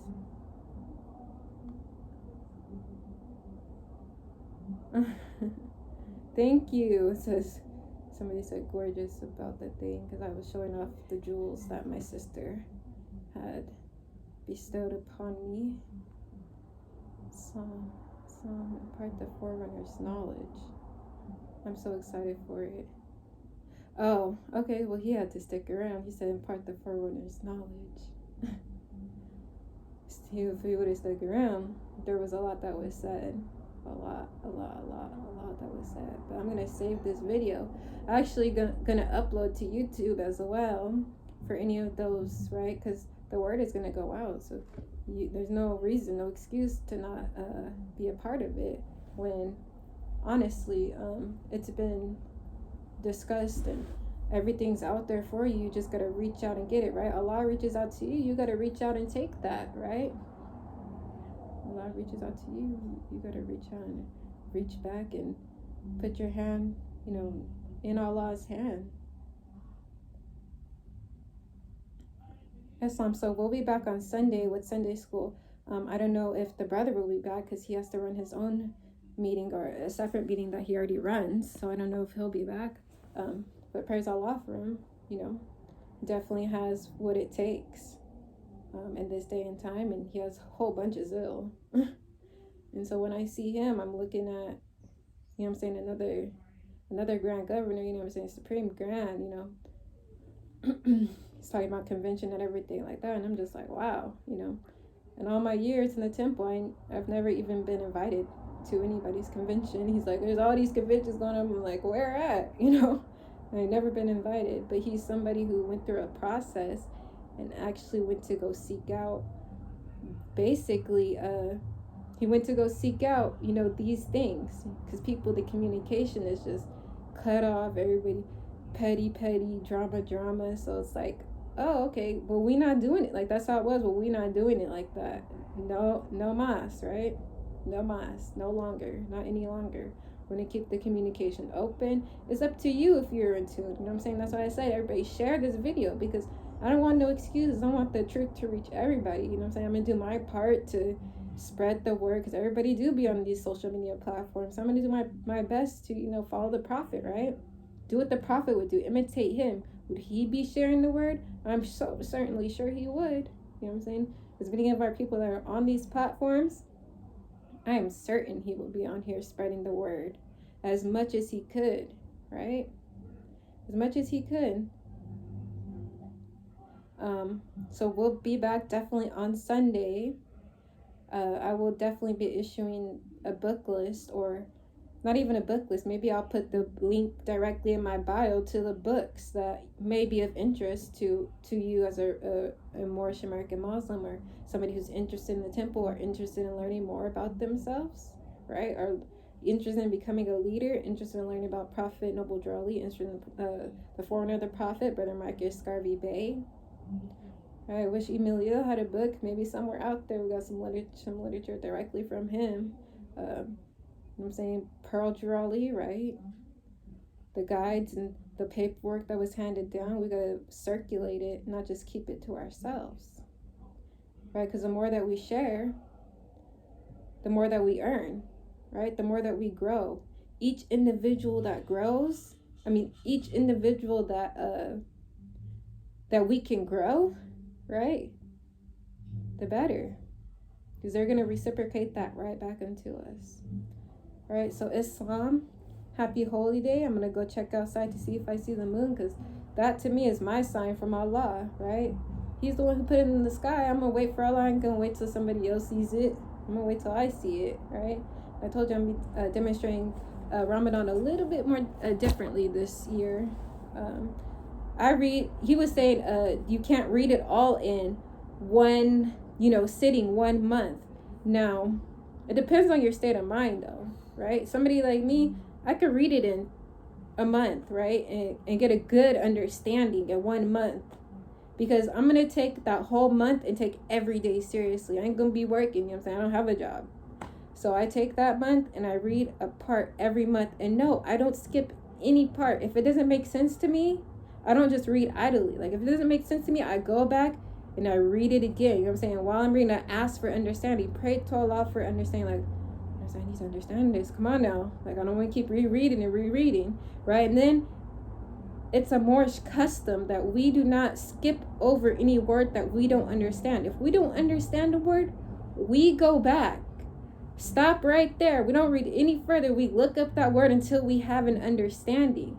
But the Quran was written so that we can understand. It was written in clear, clear language that we may understand. You might have to seek to basically understand it. You might have to do a little extra seeking because it was translated from Arabic, right? And so that's when you go out and you go seek the clearest understanding that you can find, right, on the Quran. You can read it in 30 days and get a clear understanding, but it depends on your state of mind. Are you really dedicated to it? Are you dedicated to getting that understanding? When we came to Ramadan and celebrating Ramadan, when I was in the temple, I didn't have any other obligations. Take care of my children. Clean the house. But no, I didn't go to no job. I wasn't all outside my father's house. I wasn't trying to do nothing. My foot wasn't gadding abroad. It was right here in the house. Right here in the house, reading the Holy Scripture and getting a good understanding. Not just reading, just passing over words and just, reading to say I read, but reading for understanding, because that's what I wanted, right? I've read the Quran a couple of times, maybe about 3 or 4 times by now. And specifically during the month of Ramadan, right? But it doesn't, just because you have to read it during the month of Ramadan doesn't mean that you can't read it any other time of the year. That's not what it means. It's just a practice that we do during Ramadan because of the way that the ethers and energy is during this holy month. We have a whole bunch of people on that same unity of Allah, on that same unity of Islam, on that same unity of thought. When our people are all, Asiatic are all in that thought, the energy is different. The vibes are different. Islam, excuse my daughter in the back.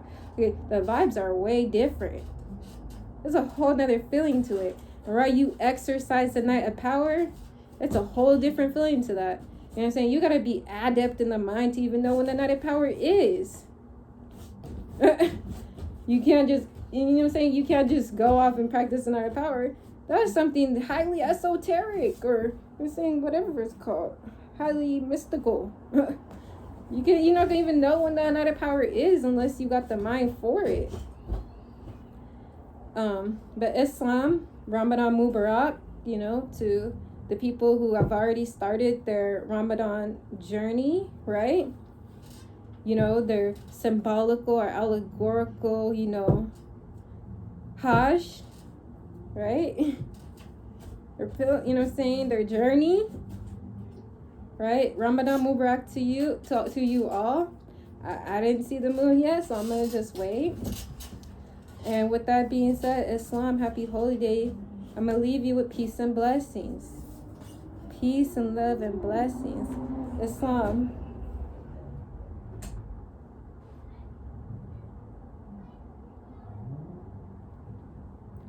So let's see.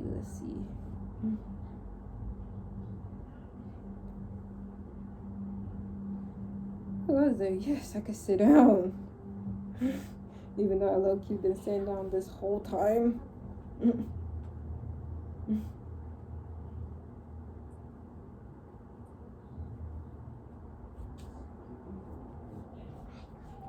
What is that? What is it? Oh, Girl, get out that video.